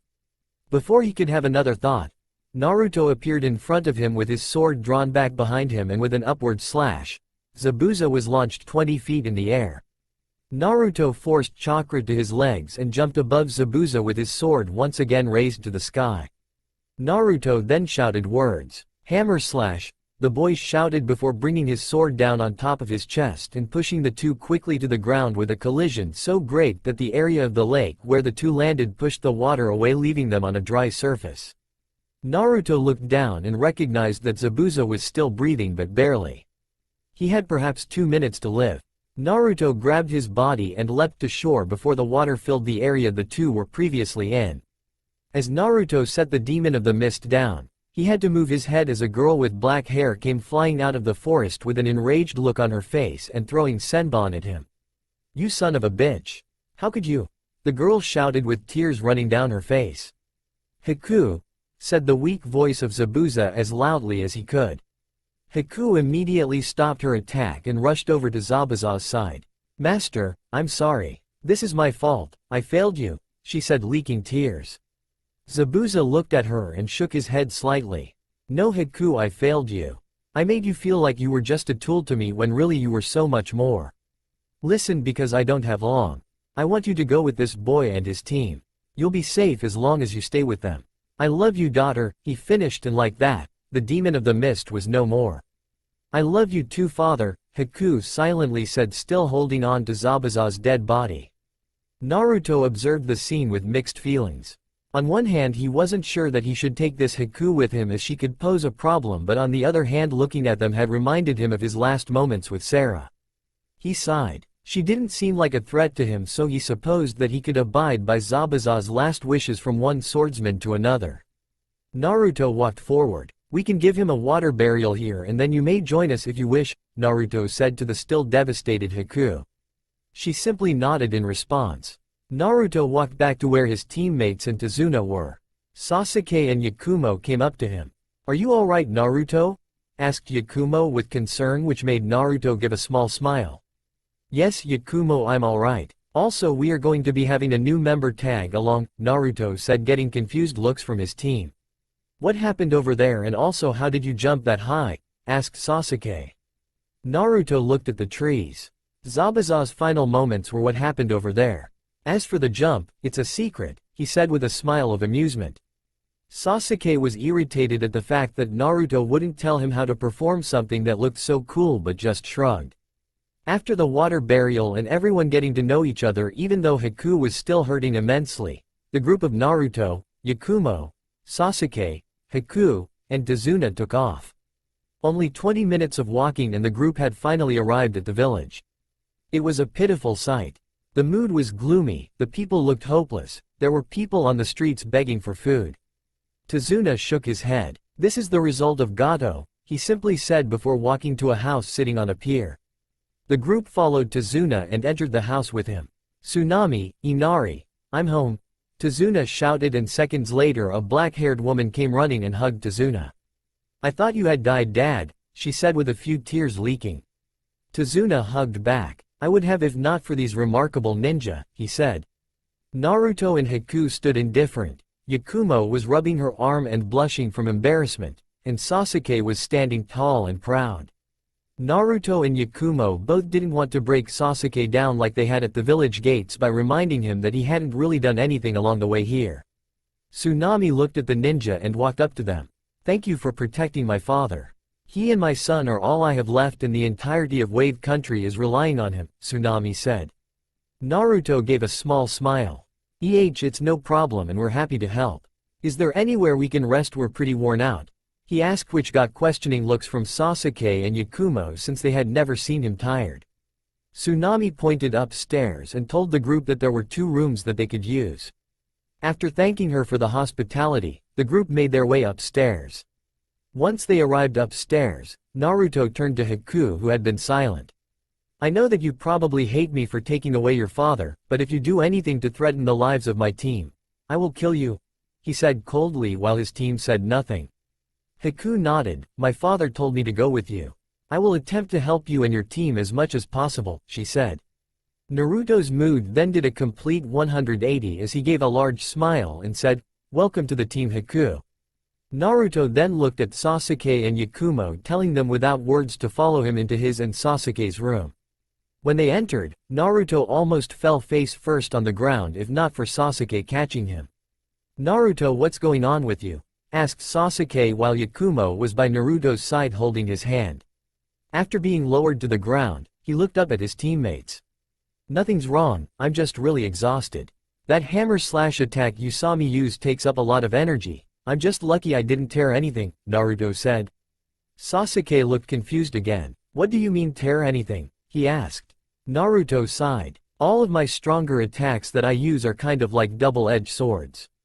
They are powerful, but the stronger they are, the larger the possibility of a serious injury. It can go from simple exhaustion to death. Not unlike jutsu, he said, getting understanding looks from his team. Well, we need to be up early tomorrow, so Yakumo, you go get some sleep, he said. Yakumo stared at him worriedly for a minute before nodding and leaving. Sasuke and Naruto quickly went to bed as well. All of Team 11 fell asleep wondering what challenges would come next. Naruto was sitting on top of Tazuna's house staring at the moon shining through the night sky while everyone else slept. He had come up to the roof because Sasuke's snoring was really bad. He had things to think about, and the after effect of his hammer/slash was worse than he had let on. He told his team that he was just exhausted, but in reality, the muscles for both of his arms were shredded. The pain was nearly unbearable, but Naruto had been able to pass it off as exhaustion and was now letting the moon do its job. The light of the moon was slowly healing his body instead of simply increasing his power like usual. While this process was going on, Naruto's thoughts drifted to Minato and Kushina. Ever since he had returned, the two had not stopped trying to get him to return to them. Each time they asked, Naruto declined, but it hurt deep down every time. Truthfully, he wanted a relationship with not only his parents but his brother and sister as well. It was what he always wanted. But every time he thought about forgiving Minato and Kushina and maybe coming home, memories of the pain and loneliness he felt throughout his childhood resurfaced. Perhaps one day he would be able to have a relationship with his mother and father, but that wouldn't be until he was able to finally put the past behind him. Menma and Narumi were a different story completely. While their parents had taken to trying everything in their power to gain forgiveness from Naruto, Menma and Narumi had made it clear that they did not want to be in his life nor him in theirs. They felt that they were justified in the ridicule they applied and arrogance they showed, that they were truly better than everyone else and the weaker ones should be treated as scum and peasants. Both refused to even acknowledge the fact that Menma had been completely outclassed by Naruto, chalking it up to dumb luck mixed with pity. If they were not his brother and sister, Naruto would probably find the situation funny to an extent. But they were his brother and sister, and deep down he still cared for them as such even though they did not feel the same. Lastly, his mind drifted to Sarah, his teacher, his role model, his friend. He wondered if she would be proud of him. He did just kill a former member of the 7 Swordsmen of the Mist, but Sarah was hard to impress, so her response probably would have been, "Why did it take you so long to beat him?" And then she would up his training tenfold. Naruto chuckled sadly. He missed her a lot. But one day he would see her again, and until then, he would do his best to make her proud. And with that last thought, Naruto let himself fall asleep. Naruto was woken by the sound of everyone in the house moving around in the house. Sitting up, Naruto clenched both of his fists a few times and stretched his arms. He was still sore but was physically fine. Jumping off the roof landing in front of the door, he righted himself before entering. When he entered, he noticed Tsunami cleaning dishes and his team and Haku eating breakfast at the dinner table. Looking towards the open door, Tsunami smiled when she saw it was Naruto.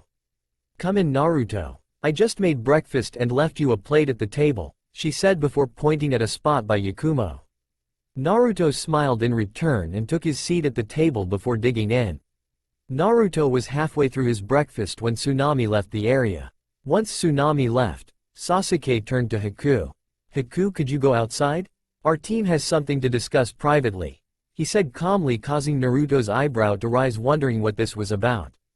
Haku nodded and quickly made her way out of the house while Sasuke and Yakumo stared at Naruto. "Naruto, you've been hiding things. We realize that you deserve your privacy, but we are your teammates and both Sasuke and I feel that we have earned the right to know about it," Yakumo said, never taking her eyes off Naruto. Sasuke continued where Yakumo left off. "Listen, all we want to know is what you can do and how you can do it. You don't have to tell us any details that you don't want to, but it will definitely help us become stronger as a unit. It might even help me get my Sharingan," Sasuke said, muttering the last part. Naruto was a little surprised at the way that his team went about it, but he honestly had no problem with revealing his abilities to those he trusted. And Yakumo, Itachi, and even Sasuke were the people he trusted most in this world. "Okay," Naruto said, nodding his head. He could barely contain his laughter at the stunned look that Yakumo and Sasuke were giving him right now. After shaking of his surprise, Sasuke asked, "So you will just tell us right here right now? Just like that?" his brow twitching slightly. Naruto simply nodded. "Yep, I have actually been waiting for one of you two to ask," he said, causing both Sasuke and Yakumo to fall face first onto the floor. After getting up, both Yakumo and Sasuke started thinking of questions to ask Naruto. Sasuke was the first to voice his question. "Okay, where did you get that sword you always use and who taught you how to use it?" Sasuke asked, and noticed that Naruto's amused demeanor quickly turned into a slightly depressed one. After a few moments of staring at the window, Naruto answered. "The sword is a little complicated. It all happened when I left Konoha. You see, there is a line of legendary swordsmen that I am a part of. I'm the 11th swordsman of them, and when I was truly accepted as one, the sword appeared in my hand," he said, rubbing the back of his neck. Sasuke looked at Naruto as if he was crazy but knew that he wasn't one to lie. "And the one who taught you?" Sasuke asked. Naruto just shook his head and replied, "She's gone now.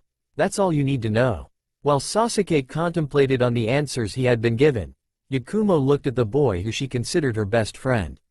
It hurt a little that there were some things that he hadn't told her, but it had only been a month and she was confident he would have told her everything eventually. Shaking her head, she asked her question. "My turn. How strong would you say you are?" she asked. Naruto looked up in thought while Yakumo and Sasuke were leaning in, expecting him to say something like Sannin of cage level. Naruto looked at the two and replied, "I dunno," causing Yakumo and Sasuke to once again fall face first onto the floor. When the two got up, Sasuke, with his eyebrow violently twitching, yelled out, "What do you mean you don't know?" Naruto shrugged. "I don't know. I'm pretty strong in the day but at night it's a completely different story, he said, eliciting confused looks from his teammates. What do you mean by that? Why would the time of day change how you fight? Yakumo asked. Naruto smirked. Well, when the moon is shining, my strength triples, he said, watching Yakumo and Sasuke's jaws drop. While Sasuke and Yakumo were still recovering from shock, Tazuna came down the stairs. Everybody ready to build a bridge? Tazuna asked, getting a nod from Naruto but no reaction from the other two. Naruto sat on the edge of the unfinished bridge, keeping an eye on Haku and the production of the bridge while Sasuke and Yakumo were sparring in taijutsu. With the help of Itachi, Sasuke was practicing the Uchiha taijutsu style but still couldn't use it to its full effect because he didn't have his Sharingan yet, while Yakumo used a style that Itachi helped her create. The style involved a lot of dodging, taking advantage of her flexibility and allowing the opponent to overexert themselves before landing quick rapid strikes to open areas. It wasn't perfect, but it fit her combat set, especially since she was supposed to be a genjutsu specialist, which weren't expected to be well versed in terms on taijutsu. As a whole, Team 11 was well above taijutsu. Naruto's attention was then shifted to a few of the workers having a heated argument with Tazuna, so he decided to listen in. What do you mean you quit? Don't you see how much we need this bridge? What this bridge means? Tazuna asked with a furious expression on his face. The workers were looking towards the ground with apparent shame on their faces. We're sorry Tazuna, we really are, but we've got families. If we get on Gato's radar, then the same thing that happened to Kaiza is gonna happen to them. We're just thinking of our families, and honestly you should too, Tazuna, the lead worker finished, barely able to look Tazuna in the eye. By this point, Sasuke and Yakumo had come back from sparring and were now listening in. Before they could add their opinions to the discussion, their team leader did. Cowards, Naruto said coldly, hopping off the edge of the bridge and walking to where the conversation was taking place. You have the opportunity to save this country. To prove that you won't bow down to that pathetic bug Gato. Tazuna continues every day building this bridge, knowing full well the dangers of crossing this tyrant, but in every revolution, there is sacrifice. If you truly believe that the cause is not worth sacrifice, then leave, but if you look upon your once beautiful country and feel sadness and the urge to change it, then stay, for I swear here and now that this bridge will be finished with or without you. So I ask, will you be the one who gave in to Gato's demands, or will you be a hero and save this dying nation? He finished, causing the workers and Tazuna even to look at him with newfound determination and resolve. The workers went back to work filled with a fire that would only be extinguished through death. Tazuna looked at the workers and then nodded towards Naruto. No more words needed to be said. It had been a week since Naruto's speech, and at the moment, bridge production was on hold for a day. Tazuna saw fit to give his men a day off because they were so far ahead of schedule, due in no small part to Naruto. Naruto, Sasuke, Yakumo, and Haku were sitting in the living room of Tazuna's house hanging out. Over the past week, Haku had proven to be not only trustworthy but easy to talk to as well. Team 11 and Haku now got along as if they were never enemies, instead childhood friends. The team had learned that she was the holder of the Hyutin bloodline, which Naruto and Yakumo thought was cool. After finding out about Haku's bloodline, Naruto thought it would be fun to mess with Sasuke by turning to him and asking him, "Why hasn't your bloodline activated?" Which resulted in Sasuke sulking in a corner and growing even more insecure about his lack of Sharingan. Despite this, Sasuke and Haku actually got along really well. Since Naruto and Yakumo usually stuck together, Sasuke was left with Haku and the two had gotten to know each other really well. The two considered each other good friends already. Haku loved hearing stories about Konoha and Sasuke's family. Their friendship got to a point that Sasuke eventually asked Haku if she wanted to stay at the Uchiha compound when they returned to Konoha until she could find her own place, to which Haku accepted. Throughout entire conversation, both Sasuke and Haku were blushing like crazy. Everything was relaxed until, while in the middle of Yakumo's explanation of a new genjutsu idea, Naruto stood up with a serious look. Looking at his team and Haku, he said, "Trouble on the bridge," before rushing out the front door. Yakumo quickly followed while Sasuke turned to Haku, knowing who it was on the bridge. "Haku, gather the town, it ends today," he said, gaining a nod from Haku before quickly following his teammates. Naruto, Yakumo, and Sasuke quickly made it to the bridge to find a short man in a suit and sunglasses. A tall man with long white hair tied into a ponytail and holding a katana at his side. And a mob of at least 200 thugs lined up behind the two. The group focused on the short man as he stepped forward to speak.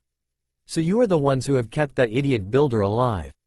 I must say that you've been a very big inconvenience for me, but if you throw enough money at a problem, it tends to go away, he said with an evil smirk. After Gato was finished, the man with the katana stepped forward flaring his chakra. As he unsheathed his sword, Naruto started walking forward with a smile. You two take care of those thugs, leave this guy to me, Naruto said confidently.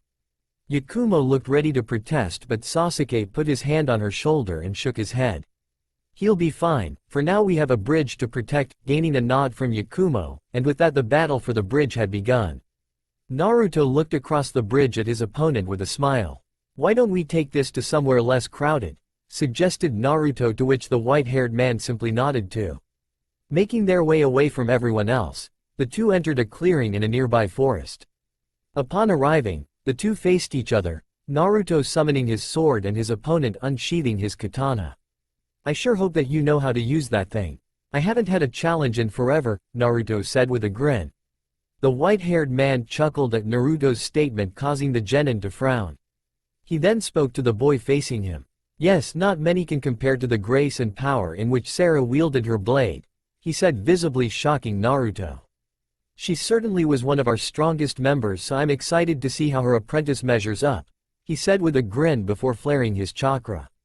The genin started shaking and asked, how do you know that, before getting his nerve back. The man smirked. Well, any self-respecting swordsman would be able to detect the power coming from that blade.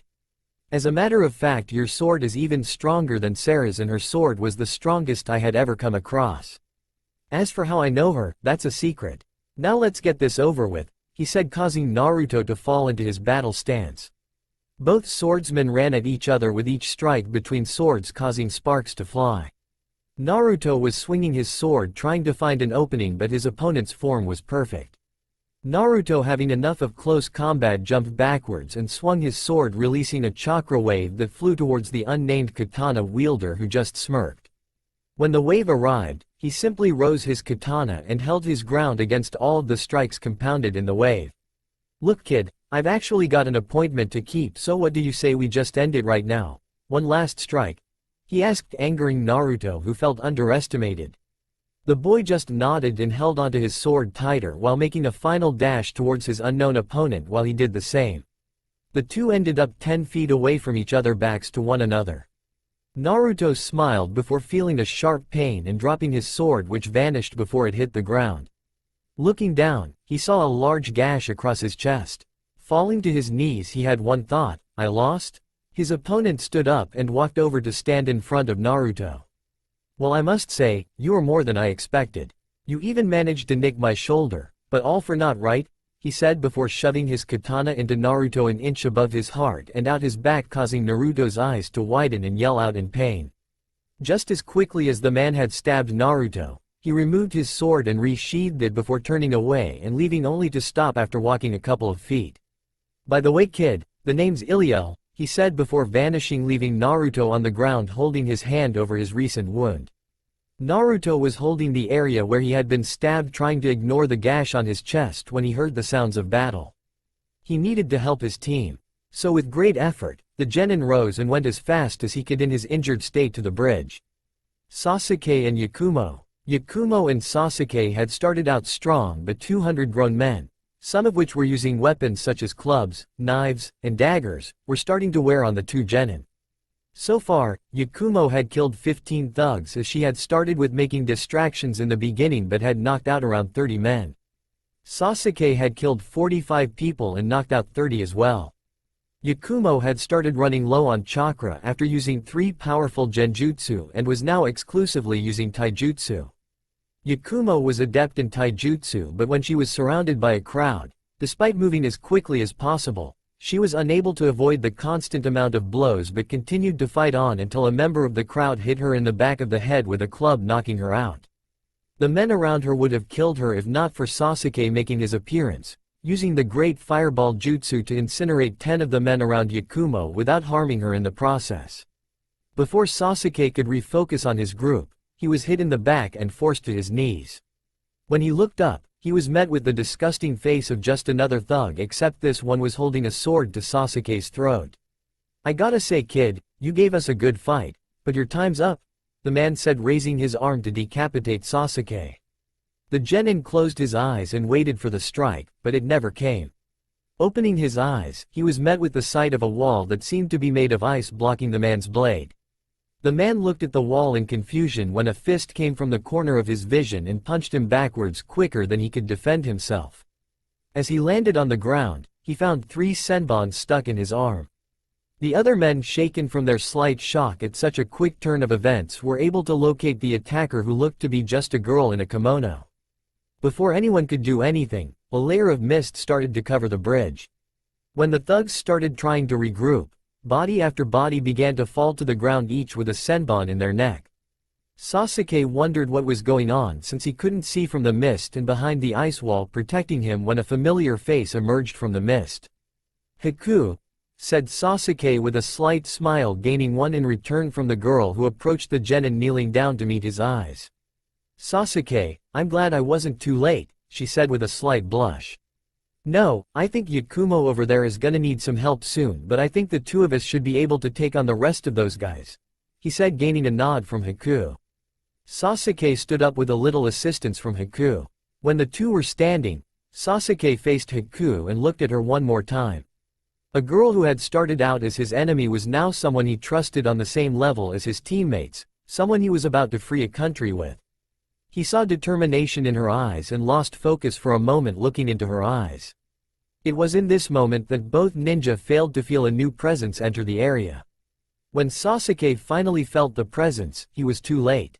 The thug that Haku had saved him from, shielding him from his sword with an ice wall, now had that same sword, pushed right through Haku's back and out her stomach. As soon as the thug released the sword from his grip, he received a kunai right through his eye and into his brain. As Haku fell with a look of shock on her face, Sasuke fell with her. Immediately, tears had started to fall from Sasuke's eyes and were also building in Haku's. Sasuke looked at her wound frantically, trying to think of a way out of this. When Haku saw this, she smiled and placed her hand on Sasuke's, gaining his immediate attention. "Haku, just hold on, I'll get us out of this, just let me think, just..." Sasuke was stopped from saying anything else by Haku, who gently put her finger on his lips, silencing him. "Thank you, Sasuke. Thank you for making me feel wanted. Thank you for making me feel important," she said before weakly bringing his face down so that their lips met. Sasuke was surprised at the action but fell into it. He was reminded of the situation when Haku's body suddenly went limp in his arms. "Haku? Haku? Come on, Haku, please don't leave. Wake up, Haku, wake up," he screamed before yelling out at the sky. He felt a burning sensation in his eyes, but he disregarded that as he laid Haku's body gently onto the ground and rose up.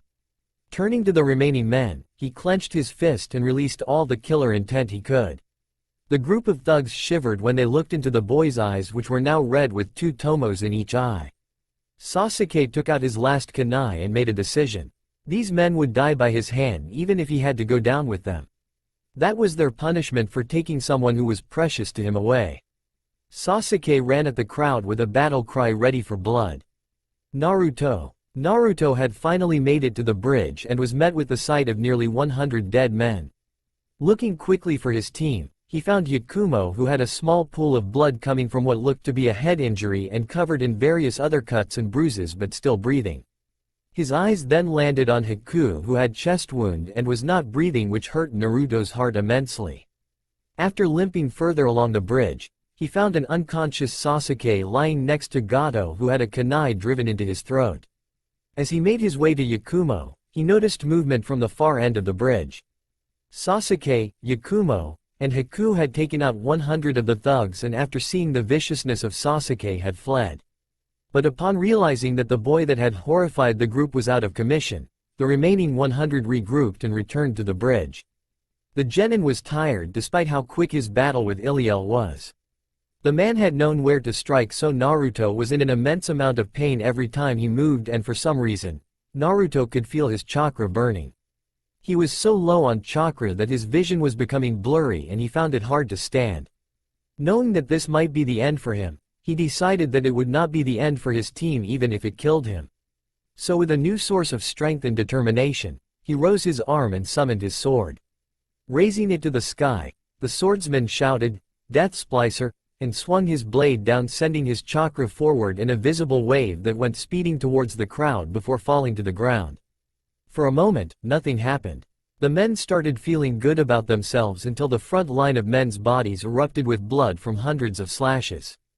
The same thing happened for the second line, third line, and so on. A few of the men tried to run, but it was useless. The wave of sword slashes found them. In one attack, 100 men were dead, the bodies shredded beyond recognition. Naruto watched the effect of his attack from his position on the ground. When it was over, he looked over at the one most precious to him. Yakumo. With all of his remaining strength in his arms, the boy pulled himself to Yakumo before rolling onto his back. Luckily Yakumo was only unconscious and the bleeding had stopped. Her breathing was fine, which was something Naruto was eternally grateful for. Taking her hand and looking at her beautiful face, he moved his head to look at the sky. With his most precious person's hand in his, he smiled, accepting his fate. As he faded, the last thing he saw was a flock of crows flying in the sky.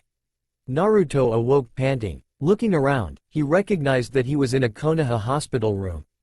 As he continued to survey his surroundings, the door to his room opened. "Oh, good, you're awake," said a woman with short black hair. "You gave us quite a scare," she said with a smile. Naruto narrowed his eyes in confusion. Who are you exactly?" he asked, which gained a frown from the woman.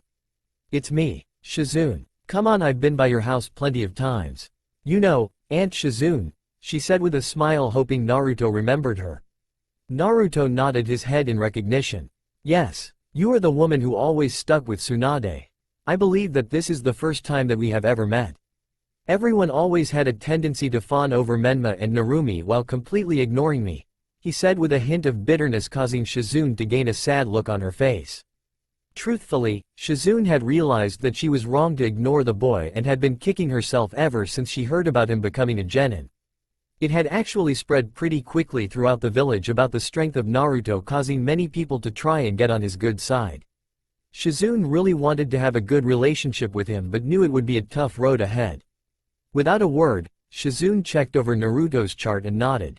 "Just buzz me if you need anything, okay Naruto?" she said, getting only a quick nod in return. Shizune sighed and left the room. A tough road indeed. Naruto looked out the window at the village. How did I get back to Konoha, was the question on his mind before seeing his chart on the bedside table. Reaching and grabbing it despite being incredibly sore, he scanned over his injuries. Besides his sword wounds, the only real injury he had was extreme chakra depletion to the point that he almost died. Pathetic. I get in one small fight and end up in the hospital because of 2 sword strikes and too much chakra. Pathetic, he thought before looking at his hands and noticed that they were covered in blood. He tried wiping the blood off on his blanket but it wouldn't come off. Slightly annoyed, he buzzed Shizune to come to his room. Not even 20 seconds after buzzing, Shizune entered the room with a smile. "Is there something wrong, Naruto?" she asked, and Naruto showed her his palms and gaining a confused look from Shizune. "Could I get a wet towel to wipe the blood off my hands, please?" he asked, causing Shizune to frown and gain a concerned look on her face. "Naruto, there isn't any blood on your hands," she said.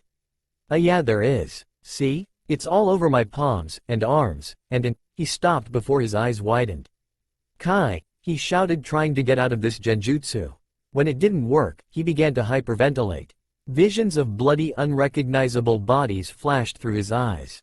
He only found mercy from the visions when Shizune injected him with a heavy sedative. Ordering a separate nurse to stay and watch Naruto, she left for the Hokage's office.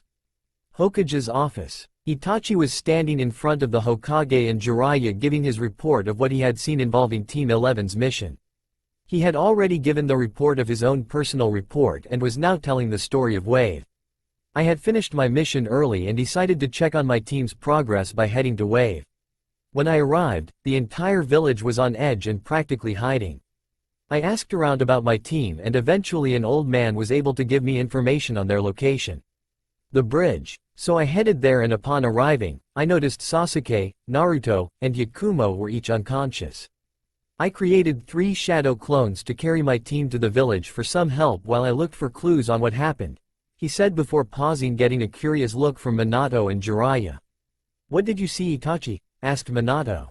Itachi shook his head. I apologize, Lord Hokage. I saw well over 100 bodies littering the bridge. Upon examination with assistance of my Sharingan, cause of death was half by kunai, half by sword. When I returned to the village, I learned from one of my shadow clones that my team was settled in the home of the old man who gave me their location. I found my team and healed their immediate wounds as best I could. After 2 days, Sasuke and Yakumo woke up. Naruto did not wake. I carried him on the 3rd day along with shadow clones carrying Sasuke and Yakumo, who still needed recovery but in a real hospital. I also became aware on the way here that Sasuke has awakened his Sharingan with 2 tomos in each eye, Itachi finished. Minato could feel a migraine coming on. Were the people that were dead ninja? Minato asked. Itachi simply shook his head. Jiraiya snorted. Your team, who you say are gonna be better than the Sannin, barely took out a couple of thugs who don't even use chakra. The Toad Sage mocked, causing Itachi to tighten his fist and unconsciously activate his Sharingan. I stand by what I said. My team will be better than the Sannin. Better ninja and better people. They won't become a lunatic who enjoys experimenting on people, a drunk who doesn't care about her family's legacy, or a pathetic old man who can only spend his days peeping on women because he's useless for anything other than writing his poorly written smut. I'll warn you, Jiraiya, do not ever insult my team in my presence or I'll let you feel the true wrath of the Sharingan, he said with an angry look in his eyes. Enough, Minato shouted, trying to stop this before anything physical could occur. Jiraiya, please leave, I still need to finish up with Itachi. Jiraiya left through the window but not before leveling a fierce glare at Itachi. Minato sighed, rubbing his head, and looked up when his office door opened and Shizune entered. Before he could say anything, Shizune spoke. Lord Hokage, Naruto has woken up but just had a panic attack, she said quickly. Minato's eyes widened upon hearing the condition of his firstborn and quickly rose from his desk and shunshined to the hospital. Naruto's hospital room. It took 3 hours for Naruto to wake from his sedative-induced nap and was immediately met with the sight of his Hokage.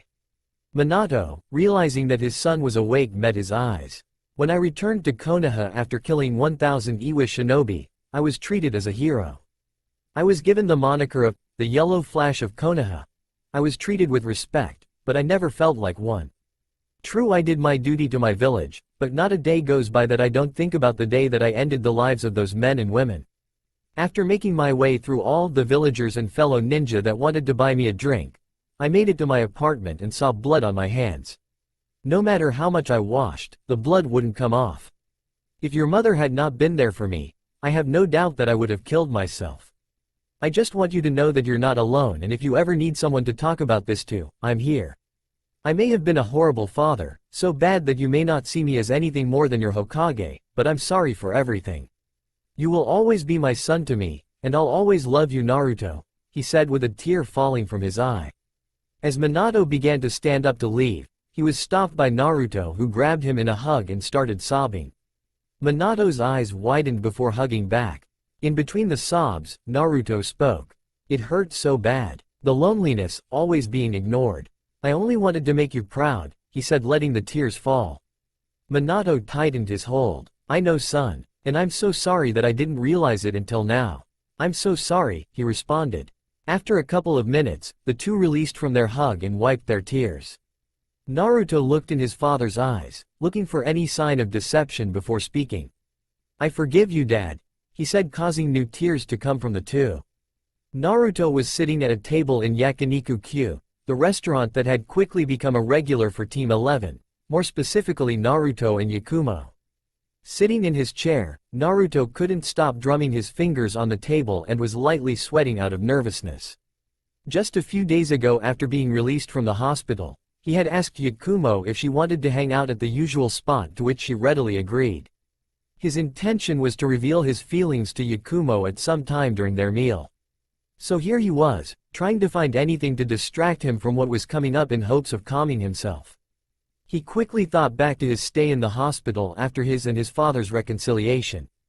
Flashback. Naruto's hospital room. Naruto was lying in bed staring at the ceiling. It had been a day since the emotional conversation with his dad, and ever since then, he had felt as if a great weight had been lifted off his shoulders. In all honesty, he was bored and hoping that something would happen to gain his interest. His wish was granted as a red-headed missile practically slammed the hospital room door open, and before Naruto could react, was crushing him in a hug. When Naruto was finally able to process the situation, he realized that his mother was the one holding him and sobbing while she was doing it. Looking at perhaps the most powerful woman in Konoha and seeing her break down like this, his heart tugged and he felt a need to comfort her. As Kushina continued to cry, unable to stop the tears from pouring after seeing her son in the hospital, she felt a pair of arms surround and hold her. Looking up, she was met with her eldest son looking at her with genuine care at her. Something that she really didn't deserve. Ever since Naruto had first left, her mistakes and misgivings as a mother became visible to her. She had neglected and ignored her firstborn son and focused on Menma and Narumi solely because of them having the Kyuubi's chakra. The results had been that she had pushed Naruto out of the family and created self-entitled, pretentious, arrogant brats. She still loved Menma and Narumi. As their mother she would never stop, but she hated what they were becoming. After a few more moments of sobbing, Kushina looked up at her son's face and smiled. "I heard that you were hurt on your mission, so I headed right over. That idiot Minato, when I get a hold of him," she said, getting red in the face until Naruto put a hand on her shoulder to calm her down. "It's okay, Mom, we knew the risks when we took the mission," he said, trying to appease his mother. "Yeah, I know, but," Kushina stopped mid-sentence and her eyes widened. Had he really just called her Mom, or was it her imagination? "Naruto, did you just call me Mom?" Kushina asked shakily. Naruto smiled and nodded, which resulted in another crushing hug and a waterfall of tears from the red-hot habanero. Naruto would never admit it, but there were a few tears that fell from his eyes as well.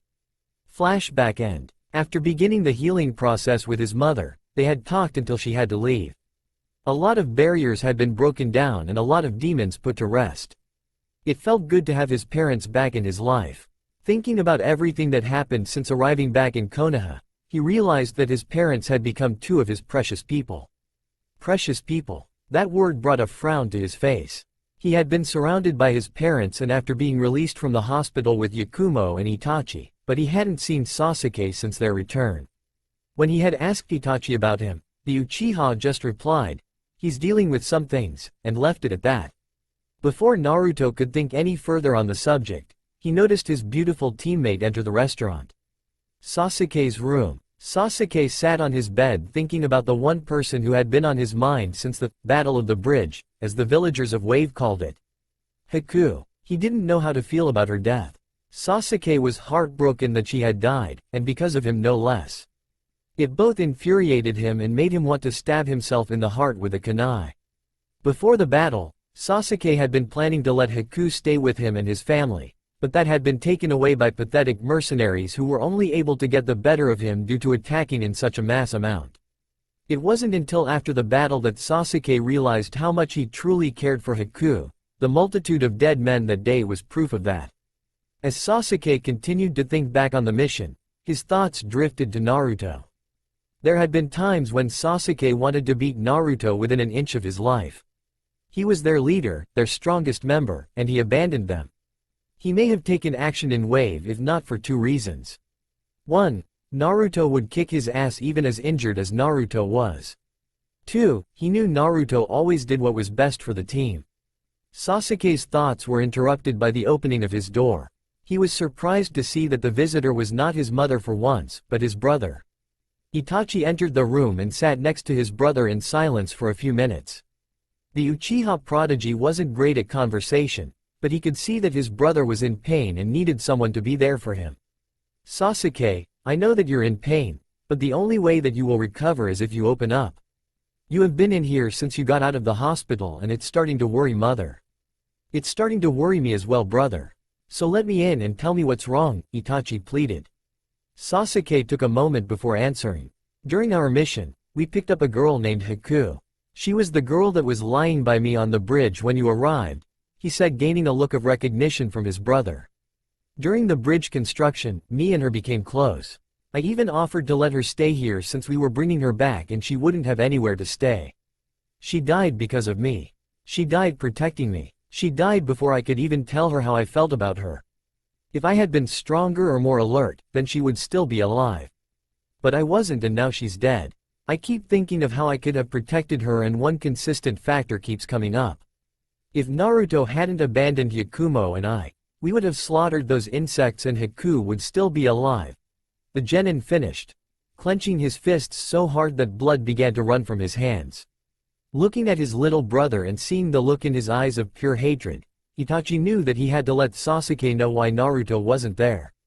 Sasuke, after Naruto woke up in the hospital, I spoke to him about the mission.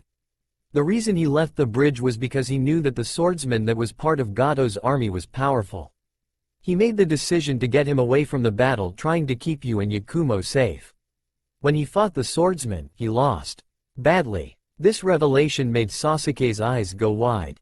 I have never seen a swordsman with as much skill or potential as Naruto, and he has yet to reveal his full power. That being said, for someone to beat him in a duel, much less do it without breaking a sweat, worries even me. If not for him taking the swordsman away from the bridge and that very swordsman showing mercy, you would all be dead, Itachi finished. Throughout the story, Sasuke's eyes had gotten wider and wider. Beating Naruto in a duel was unheard of. He saw how effortlessly Naruto had killed Zabuza, an ranked missing ninja, firsthand. For someone to beat him in the way that Itachi was explaining seemed impossible. Learning this new information caused all of Sasuke's feelings of anger and desire for vengeance to turn into that of gratitude for saving his life and guilt for blaming his friend. Upon seeing the look of anger on Sasuke's face disappear, Itachi smiled and stood up from the bed. As he started to leave, he stopped at the door. I almost forgot to give you this, Itachi said, walking over to Sasuke and handing him a paper. Only sign up if you want to, he said before finally leaving. After Itachi left, Sasuke looked down at the paper. Chunin exams, huh? Yakiniku Q. Naruto and Yakumo were laughing at a story about Naruto's first time using a sword. As the laughter died down, Naruto gained a somewhat serious look on his face and looked into Yakumo's eyes. Yakumo, the reason I asked you to meet me here today was because I had something important to say. Naruto was nervous and began to muster all the courage he could in order to confess to the girl of his dreams.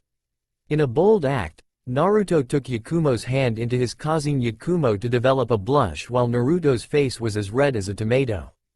Yakumo, you are the first friend I ever had in Konoha. When I was made a genin, I honestly didn't care about the village or anyone in it. I would not have gone out of my way to help anyone here because no one had bothered to help me. But you changed that. You showed me that there are good people in this village. People who deserve my protection. Over the time that we've known each other, I've noticed that you make me a better person. You make me into someone who actually feels compassion towards others, someone who is no longer indifferent to the world. You have changed me for the better, and I want you to know how much you mean to me. I love you, Yakumo, Naruto finished. Yakumo had tears in her eyes. Never had she heard such a heartfelt speech aimed at her, and she could have never guessed that she meant that much to him. Naruto had been bold in taking her hand in his, so she decided to one-up him. Leaning forward before he could say anything else, she connected her lips to his. She didn't care that there were other people in the restaurant. As far as she was concerned, the only people on the entire planet were Naruto and her. After a fair amount of time lip-locked with her blonde teammate, she pulled back. Wow, she said, gaining a rapid nod in response from the red-faced boy. So I take it this means you feel the same way? Naruto asked, already knowing the answer. Before Yakumo could answer, Itachi shunshined in front of the two. Truthfully, Itachi had waited until the two were done with their intimacy to interrupt the new couple's date. Hello, I hope I'm not interrupting anything, Itachi said with an amused grin. Yakumo turned beet red and shook her head no, while Naruto simply muttered something about being a mood killer. I just came by to give you both these forms to compete in the upcoming Chunin exams. You don't have to compete, only if you feel comfortable. Itachi wasn't surprised when the two looked at him with determination and nodded. With his job complete, Itachi left the two to continue their date in peace. Hokage's office. Minato sat in his chair turned and facing the village. Jiraiya had come by and was trying to get him to up Menma and Narumi's training, and the Hokage was trying to ignore him. Minato, listen to me, Jiraiya said loud enough to get him to turn around and gain his attention. The great Toad Sage has spoken. He foretold of two that have received legendary power who will either save the ninja world or be the catalyst for its destruction, he said with a serious look on his face. When I went back to see the great Toad Sage, he told me that the day of the prophecy being fulfilled was nearing. We need to make sure that the twins are prepared for their destiny. Triplets. Jiraiya gained a confused look before it turned to slight shock at how Minato was looking at him. I have 3 children, Jiraiya, not 2, Minato said, standing up. As for the prophecy, I nearly lost my family because of it. Nothing good has come from you revealing what the great Toad Sage declared. Menma and Narumi have become arrogant and constantly underestimate their opponents, believing that as long as they have the Kyuubi, they can defeat a cage-level fighter. Because of that damn prophecy, Kushina and I neglected our firstborn, which is a sin that both you and Tsunade have committed as well. I thank Kami that Naruto is at least somewhat normal, but I can tell that there is something dark behind the mask he wears. Something that he won't trust his own father with. No, Jiraiya, you may train Menma and Narumi as you please, but I am not going to focus solely on those 2. I will bring Naruto back even if it means damning the entire elemental nations, he said with a look that Jiraiya had not seen since the day he earned the title, Yellow Flash of Konoha. Jiraiya sighed. His star pupil always was an idealistic one. Minato, this is the fate of the world that we are talking about. Are you willing to let it die? Are you willing to have that much blood on your hands? Because I'm not, and I will do whatever it takes to make sure that Menma and Narumi fulfill their destinies, he said with conviction. Minato just stared at his sensei for a moment before responding. Jiraiya, it took my family breaking for me to come to the most important decision in my life. If I got my family back, never again would I let go. I would watch the world burn as long as my family was safe. I will train each of my children, not solely Menma and Narumi. And if Naruto comes to any harm and I find out that it was because of your, for the good of mankind, mentality, I will make you suffer until you beg for death, Minato said, leaving Jiraiya with a jaw-dropped and completely shocked expression. After getting himself together and seeing that there was nothing left to say, Jiraiya left without a word. Namikaze Estate. Kushina sat in the living room watching Tsunade teach Narumi more medical jutsu while thinking about Naruto. She was hurt that Naruto didn't want to move back in with his family, but was overjoyed that she was on good enough terms for him to call her Mom. This sucks. Mom, can you get us a mission? I'm so bored. Get us at least a C-ranked mission, Menma said from a chair across from her, causing her, Tsunade, and Narumi to look at him. I heard that the failure got an A rank, Narumi said, immediately getting an angry response from Menma. What? Why should that worthless loser get anything? Why would Dad give him an A rank and not us? He practically screamed. Kushina looked at her son with a confused and furious glare. She knew that Menma and Naruto were not on good terms, but this was unbelievable. Menma, how dare you talk about your brother like that? He is not worthless, he is not a loser, he is your brother. Why can't you understand that? You're supposed to love him and vice versa, but it's like you don't want to, she said. Menma shook his head. I don't love him. I won't treat him as a brother. He is nothing but a weak blight on our family's name. He is just a disgrace, and the fact that we share the same blood is insulting enough as it is, he said before storming off to his room upstairs and leaving Kushina and Tsunade open-mouthed. Narumi hated when Menma was upset, and secretly, she felt the same way as he did. Team 11 Training Ground. Naruto sat on the ground letting the light of the moon shine over him. It had been a good day. After his and Yakumo's date, the two had found Sasuke and tracked down Itachi to tell him that they were entering the Chunin exams. Itachi's response was simply a smirk and a nod. After, the three hung out and trained at the training ground. Yakumo worked on new genjutsu ideas while Naruto and Sasuke trained by sparring each other in taijutsu. Sasuke didn't use ninjutsu in the spars for 2 reasons. The first was that he wanted a fair fight and Naruto didn't have a very big arsenal of ninjutsu. Second was that if he used ninjutsu, Naruto would use his sword, which was not something he wanted to face. He and Yakumo were happy that they were able to hang out with him. They had been worried about his mental state from the wave mission, but after today, he seemed fine. Before Naruto could go any deeper into thought, he felt a warm sensation on his bicep coming from his hidden summoning tattoo. His curiosity of the feeling of the tattoo was interrupted by the forming of mist and a large creature rising from the mist. When the mist cleared, Naruto squinted his eyes to get a better look at the creature before his face lit up in recognition. "Levios?" Naruto asked and received a nod from the serpent that now was coiled around itself in the field. "What are you doing here?" Naruto asked curiously. Levios lowered his head as much as he could to try and speak to Naruto on eye level. It didn't work. "Naruto, my father and I believe that something powerful is coming and coming soon. That being said, my father wants to teach you how to summon him," Levios said. Naruto gained a confused look on his face. "But I already know how to summon," he said, gaining a shake of the head from Levios. "No, you have never summoned my father before. To summon him in water is no small feat. It takes an enormous amount of power and if not done correctly, can have horrible effects on the body. Summoning any of the serpents on land takes significantly more chakra and puts a great strain on the body. We feel that you need to be able to summon us both easily on the water and be able to summon us on land, so that means that you will have to undergo a brief training period with us to prepare yourself," Levios finished. Naruto thought deeply on the subject before agreeing. As the summoner of the water serpents, he was all in on this. He needed the training if it led to him being able to summon the serpents at will. "Will I be leaving Konoha?" he asked. Levios nodded. "Yes, you will come with me to my homeland and when you have completed your training, you will return to Konoha," Levios explained. Naruto nodded before a question popped into his head. "What about my team and my parents? I'm pretty sure that leaving without a word will have some serious consequences," he said, causing Levios to simply nod. "I shall have a few of our messengers give information on your absence to your team leader and your Hokage," the serpent said before wrapping his tail around Naruto and vanishing. A Megacure no Sato. Nagato and Konan sat in the rain wondering when everything went so wrong. Scattered among them were several dead bodies, each wearing the same black cloak with red clouds. These corpses that now lie lifeless on the ground were each S-rank ninja part of an organization known as the Akatsuki. The leader of this organization was Nagato Uzumaki, but now there was no one to lead. Out of the group, only he and Konan remained. "Nagato, we need to leave," Konan said worriedly to a blank-faced Nagato. The red-headed Rinnegan user simply shook his head at Konan's suggestion. "No Konan, you need to leave. I am not healthy enough to travel. You know what must be done and unfortunately I will not be able to assist you.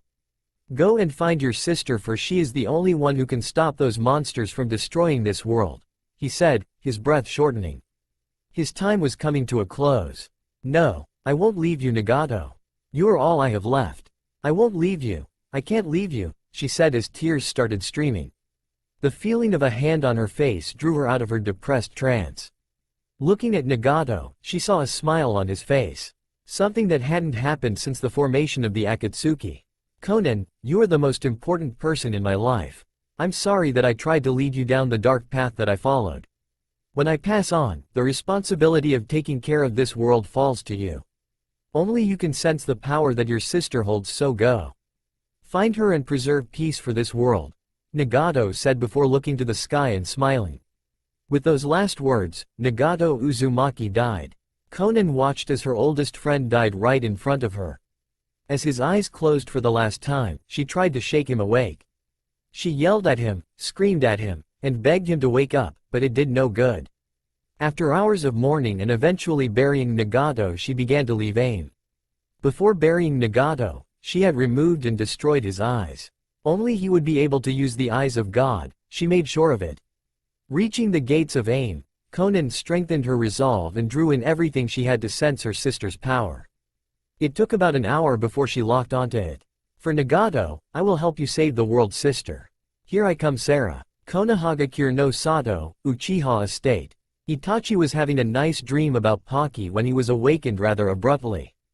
Opening his eyes, he was met with the sight of something that made Itachi jump up and nearly scream. A snake-like creature that looked to be around 7 feet total length was coiled on his bed. Before he could think about how to handle the situation, the creature performed a to say the least unexpected action. It spoke. "Itachi Uchiha," it asked, gaining only a slight nod from a still-on-guard Itachi. I have been sent by my superiors to inform you that Naruto Uzumaki will be missing for at the most 2 months. He is currently training with our kind in our realm. Naruto will send weekly reports to you and your Hokage on his status, and you may relay any questions you may have for him through the messenger. Also, Naruto said to tell Yakumo not to be mad and that he will make it up to her when he returns. Have I explained the message clearly? The creature asked. Itachi once again nodded and watched in awe as the creature evaporated into mist. What just happened, was the major question on Itachi's mind before he sat down on his bed. Sitting down, he felt something wet on his bed. Getting up, he looked at the mattress and saw that the mist that had been left by the creature was so thick that it soaked his sheets. Sighing, Itachi gathered his sheets and started walking to the drying machine. Immediately after exiting his room, Sasuke exited his room, which was right across from Itachi's. When Sasuke met Itachi's gaze, it slowly traveled to what his older brother was carrying, making his eyes widen. Upon seeing Itachi carrying wet sheets, Sasuke started laughing loudly, muttering in between laughs about his older brother wetting the bed. The laughter awoke his parents, who also came across the sight of Itachi with wet sheets in his arms and caused the two to join in the laughter. While the Uchiha family was entertained at his expense, a storm cloud formed over Itachi and he promised that Naruto would get punished harshly for this when he returned. Namikaze Estate. Minato lay in bed with his wife in his arms, both sleeping peacefully, but like Itachi were soon awakened by movement on their bed. As the two slowly woke up, they were, to put it lightly, shocked at the snake-like creature in front of them. Unlike Itachi, when Minato screamed, as did Kushina. How Menma and Narumi were able to sleep through the scream was a mystery. When Minato and Kushina's shock died down, the creature spoke. Minato Namikaze and Kushina Namikaze, I have been sent to inform you of recent events involving your son Naruto. He has traveled to our realm and is now training with my superiors. His training should take at most 2 months, and he shall send weekly reports to inform you of his status. Any messages you wish relayed to him can be done so by simply telling the messenger. Have I explained the message in a clear and understandable manner? The creature asked, getting a nod from the two, who were still getting over the shock of waking up to an unidentified creature in their bed. Disappearing in a shroud of mist, the creature left the husband and wife to digest what had just happened. When the two finally broke down what they had just been told, they turned to face one another. What? The two shouted, which still didn't wake Menma or Narumi. Realm of the Serpents. A general thought of what serpents were was that of a bloodthirsty monster that kills and eats everything that it finds in the most painful and brutal ways possible. Obviously their environment would reflect that. The sky would be blood red, there would be nothing but red in the water, the land would look like that of a battlefield. This couldn't be further from the truth. Naruto stood in awe at the beauty of the world around him.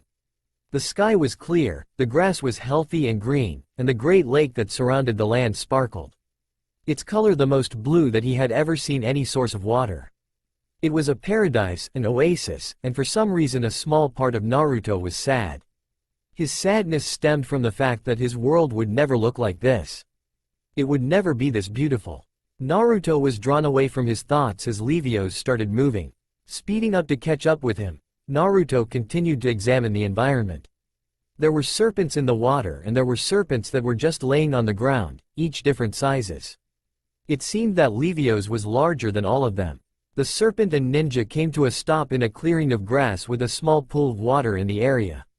Turning around and looking into Naruto's eyes as if searching for something, Levios watched the reaction of Naruto before speaking up. This will be your training ground. Here is where I will teach you water and lightning ninjutsu. It is also where we will learn to work together as summoner and summon. I won't have those pathetic excuses for summons like the toads or snakes being more feared than the legend of the serpents. We will train hard to strike fear into our enemies. Any questions? The serpent asked. Naruto thought over what Levios had said before coming up with a few questions to ask. Why only water and lightning jutsu? I don't even know what affinity I am, he asked. I can sense your chakra as well as what type of affinity you have. It is very convenient considering that those two are mine and my father's specialties, Levios replied. Naruto nodded before asking another question. What do you mean by working together as summoner and summon? I thought that I summon you in serious fights and you take over. Levios just sighed. No, that is not the case. You have seen how the toads work with their summoner, yes? He asked, getting a nod from Naruto. We shall work together in tandem, strengthening each other's jutsu and one day being able to use spiritual mode. Before you ask, it is a form in which you and I will form one being together temporarily with access to incredible power that dwarfs that of any summon. That is the power of the serpents. Levios finished, leaving Naruto's jaw wide open. Konohagakure no Sato, Team 11 training ground. Itachi was at the training ground thinking about how he was going to break it to his team that Naruto had left for 2 months. How he would break it to Yakumo, who he had heard just yesterday became the boy's girlfriend. He sighed, this was not something he was looking forward to. As his thoughts wandered off, he put it on hold when he heard Sasuke and Yakumo entering the training ground. As the two came to face him, Yakumo started looking around for what Itachi could only assume was Naruto. Okay team, I have some rather important news, he said before being interrupted by Yakumo, who quickly asked, shouldn't we wait on Naruto, sensei? Causing Itachi to sigh. Yakumo, please let me finish before speaking out of turn, he asked, which gained a sheepish look and quick nod from the young genjutsu prodigy. The Chunin exams are taking place in 2.5 months. It is a series of tests used to attain whether or not you are worthy of being Chunin. I want each of the members of Team 11 to enter. It is ultimately your choice, but I believe that you are more than ready to gain the promotion. As for Naruto, he will be gone for the next 2 months, he said, quickly looking at Yakumo to see her reaction. Yakumo's eye began to twitch violently. What did you say, Itachi-sensei? She asked in a cold voice, and Itachi could swear he saw the Shinigami standing right behind her, causing him to lightly sweat. He has left for 2 months to train with his summon. I did not know he even had a summon, but it assured me that he would come back stronger. It also said to tell you that Naruto is very sorry and that he will make it up to you, the Uchiha finished. Yakumo's face immediately began to go multiple shades of red and an inferno was taking place in her eyes. That asshole. I just became his girlfriend and he immediately ditches me? Oh, he is going to receive a very well-deserved punishment when he gets back. A rusted kunai maybe? Some salt and a hot piece of metal to make the cut hurt and cauterize it and then do it again?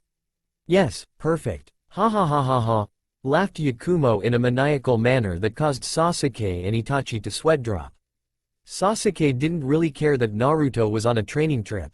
Sure, he would miss his best friend, but in the ninja world you've gotta do what you've gotta do. After Yakumo stopped her musings about the hundreds of punishments she could inflict on her boyfriend, Itachi regained control of the conversation.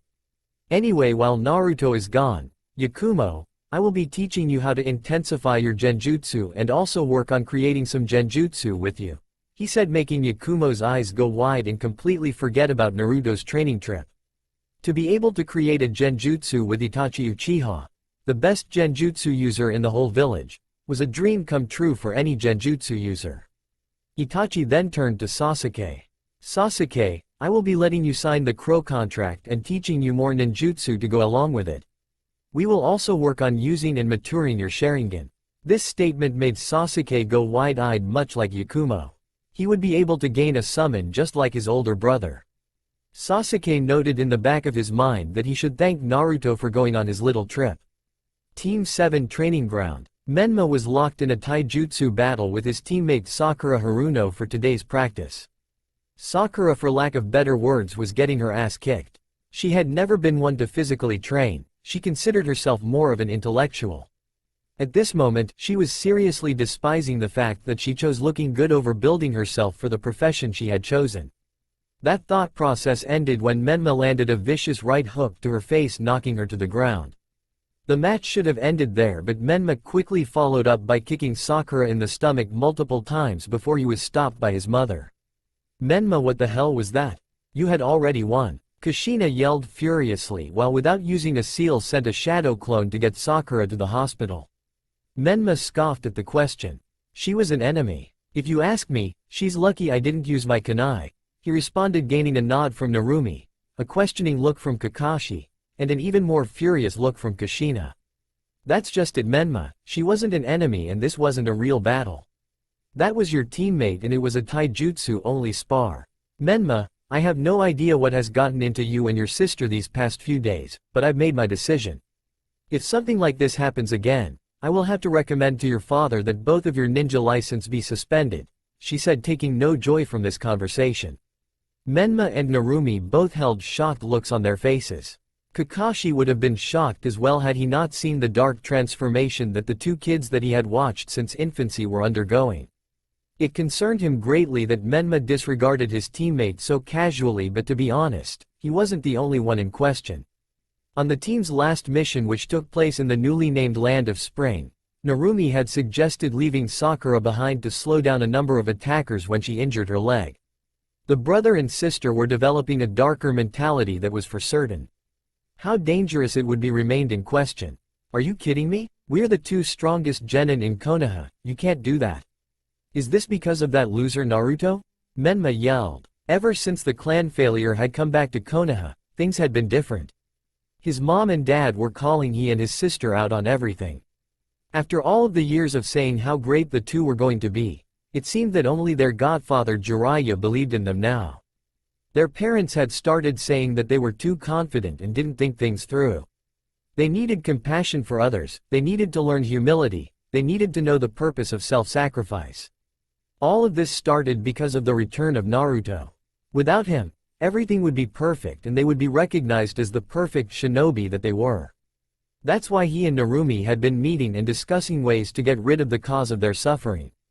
Menma and Narumi knew that killing Naruto in broad daylight may cause their parents to hate them more, so they kept planning new ways to kill their former brother. Kushina looked at her children. She was deeply concerned and saddened at what they were becoming. It was her fault. She had let them turn into these things that she could no longer recognize. All Kushina wanted was for her family to come together as one, but it seemed as divided as ever. Naruto acknowledged her as his mom, which made her happy beyond belief, but Menma and Narumi seemed hostile towards the very idea of Naruto returning to the Namikaze estate. After shaking her head, she simply said, "Training is over for today," before walking to the hospital to see her student. Kakashi simply shook his head in disappointment before vanishing in a storm of leaves, leaving Menma and Narumi to fester in their anger. They were the protectors of the village from the Kyuubi, the children of the Hokage, and deserved to be treated with the utmost respect, not chastised like children. It was this moment right here that the siblings made their decision that somehow they would kill Naruto and anyone who stood in their way. He had disrespected them and caused others to stop believing in them. He was the reason that so many were now reluctant to treat them as great as they deserved to be treated. Once they killed Naruto, the villagers would praise their names and the ninja would bow to them. It would start with Konoha and wouldn't end until the entire world bowed to them as the deities they were. Hospital. Sakura lay in bed with bruises on her face, arms, and chest. The doctor had told her that she had a sprained wrist, a concussion, and 2 broken ribs. While thinking about her injuries, she noticed the door open and was surprised to see her red-headed sensei followed by Tsunade, the head of the hospital. When both sat down, Kushina was the first to speak. "Sakura, I cannot express enough how sorry I am for what happened today. I should have stepped in sooner and I should have trained you better. I also should have recognized how unstable Menma has become. I truly am sorry, Sakura," she said before bowing to the shock of the girl. After getting over her shock, Sakura simply responded, "It's okay, Kushina-sensei." Kushina shook her head violently. "No, Sakura, it's not okay. Because of me, you're lying in a hospital bed with serious injuries from a team spar. While walking over here, I came to a conclusion on a few things, one of which being that I can no longer be your sensei," she said, getting a saddened look from the genin. Kushina quickly continued, "Luckily, I have found a teacher who I believe will be perfect for you," she said with a smile. Sakura looked confused until Tsunade waved and spoke up. "Hello, Sakura. Kushina has told me that you have talent in chakra control and are very intelligent. I think that with some hard work you could be a great combat medic, and I would like to show you how." The medic finished with a smile. A speechless Sakura could only smile and nod. Kushina looked at the sight with feelings of both happiness and sadness. "Sakura, you have the potential to be a great kunwachi, and my only regret is that I couldn't be the teacher that you deserved. I hope you know that while I won't be your sensei anymore, you can come to me with anything and I will try to help you as best I can." "I'm proud of you, Sakura," said Kushina. Before she could get up and leave, she was pulled into a hug from her former genin. It was a heartwarming moment and Kushina returned the hug, both the Junin and Genin letting tears fall. Tsunade looked at the scene with a smile. The medical genius had a feeling that Sakura would become a great kunwachi and knew that she could get her there. Hokage's office. Minato was in his office trying to conquer today's paperwork when his wife walked in with a serious look that promised more paperwork on her face. "Kushina, is something wrong?" he asked. Kushina was hesitant and was obviously thinking hard about something. "Kushina," he said, knocking his wife out her trance. Regaining her composure, Kushina straightened herself and began the serious conversation. "Minato, I need to schedule psych evaluations for Menma and Narumi, and I have placed Sakura in a full apprenticeship with Tsunade, so she will no longer be on Team 7 inches," she said, making Minato sigh in disappointment. He had known of his children's growing instability but hadn't thought it was this bad. Nodding at the requests, he asked, "Anything else?" which resulted in Kushina simply shaking her head and leaving. Being Hokage could be a very rewarding position, and it could be a very tiresome and uncomfortable position. Seeing a batch of genin grow into great ninja, watching the happy faces of the villagers and knowing that they believed in you, being respected by the village as a whole, all rewards of making it to such a position. Moments like these, though, were some of the disappointments of the job. Seeing members of the shinobi forces become unstable or unfit for their job, his children nonetheless, was extremely disappointing as a Hokage and saddening as a father. He had made many mistakes in his life, but none more than in his role as a father. He had made his firstborn son estranged from the family by putting a prophecy above his duties as a father. It was a miracle that Naruto had forgiven him, but he wasn't the only one to suffer from it. Menma and Narumi had been raised as if they were ninja in the world. What they had become now were self-centered, egotistical, selfish, cruel, and unstable kids. All of this was the result of his decisions as a father. Realm of the Serpents. Naruto was standing in the clearing that Levios had told him about, learning water and lightning ninjutsu yesterday. Levios came out of the water nearby and slithered in front of him before expanding and rising to his true height. Naruto had to jump back a few times to give Levios space to grow, and when he was finished, Naruto stood in awe. The serpent had grown to its height of 90 feet. Without lowering his head to Naruto, Levios spoke at a volume that the human was able to hear even so far below. "Naruto, by the end of this training period you will be able to summon me on land and my father in water. It will take more concentration and chakra than you have ever summoned before. It will hurt badly, but you will come out of it much stronger than before. But before we can begin, you have demons that need to be faced. To do this, you must go to the Stone of Sanctity," he said, turning his head and looking at the lake, which gained a questioning look from Naruto. "You will swim to the center of the lake and dive down. The stone will reveal itself to you when your summoning tattoo begins to glow. When your arm glows, the stone will glow as well. Follow that light to confront your demons and find the answers that you seek," he said before beginning to coil himself. Naruto followed the instructions of Levios and took his shirt and pants off before stepping into the water. It took 5 minutes before Naruto reached the center of the lake. When he reached the center, Naruto took multiple breaths of air before diving down. As he dived down, he realized that he was able to see perfectly in the water and that this water felt almost natural to him. Disregarding his thoughts, he continued to dive deeper. After around 3 minutes of being underwater, Naruto's need for air began to make itself known, but he brushed it off. After another minute, his chest began burning and his lungs begged for air, but he continued to swim deeper. 20 seconds later, his vision started to become blurry, and that's when it happened. His arm glowed, lighting up everything and gaining a similar glow 5 feet away. Fighting the need to breathe a little longer, he reached the glowing light that was the Stone of Sanctity. It was a beautiful purple stone the size of Naruto's hand. Grabbing the stone, the environment changed in an instant. The serpent summoner was no longer underwater and his body no longer begged for oxygen. Instead, he was in an area unrecognizable. All he could see was a multitude of colors as far as the eye could see. "Beautiful, isn't it?" a voice asked beside Naruto. Turning slowly to meet the voice, Naruto was shocked beyond belief when the voice was revealed to be his master, Sarah. Unable to speak or close his mouth, Sarah smiled at his reaction. After a small giggle from Sarah, Naruto was broken from his unresponsive state.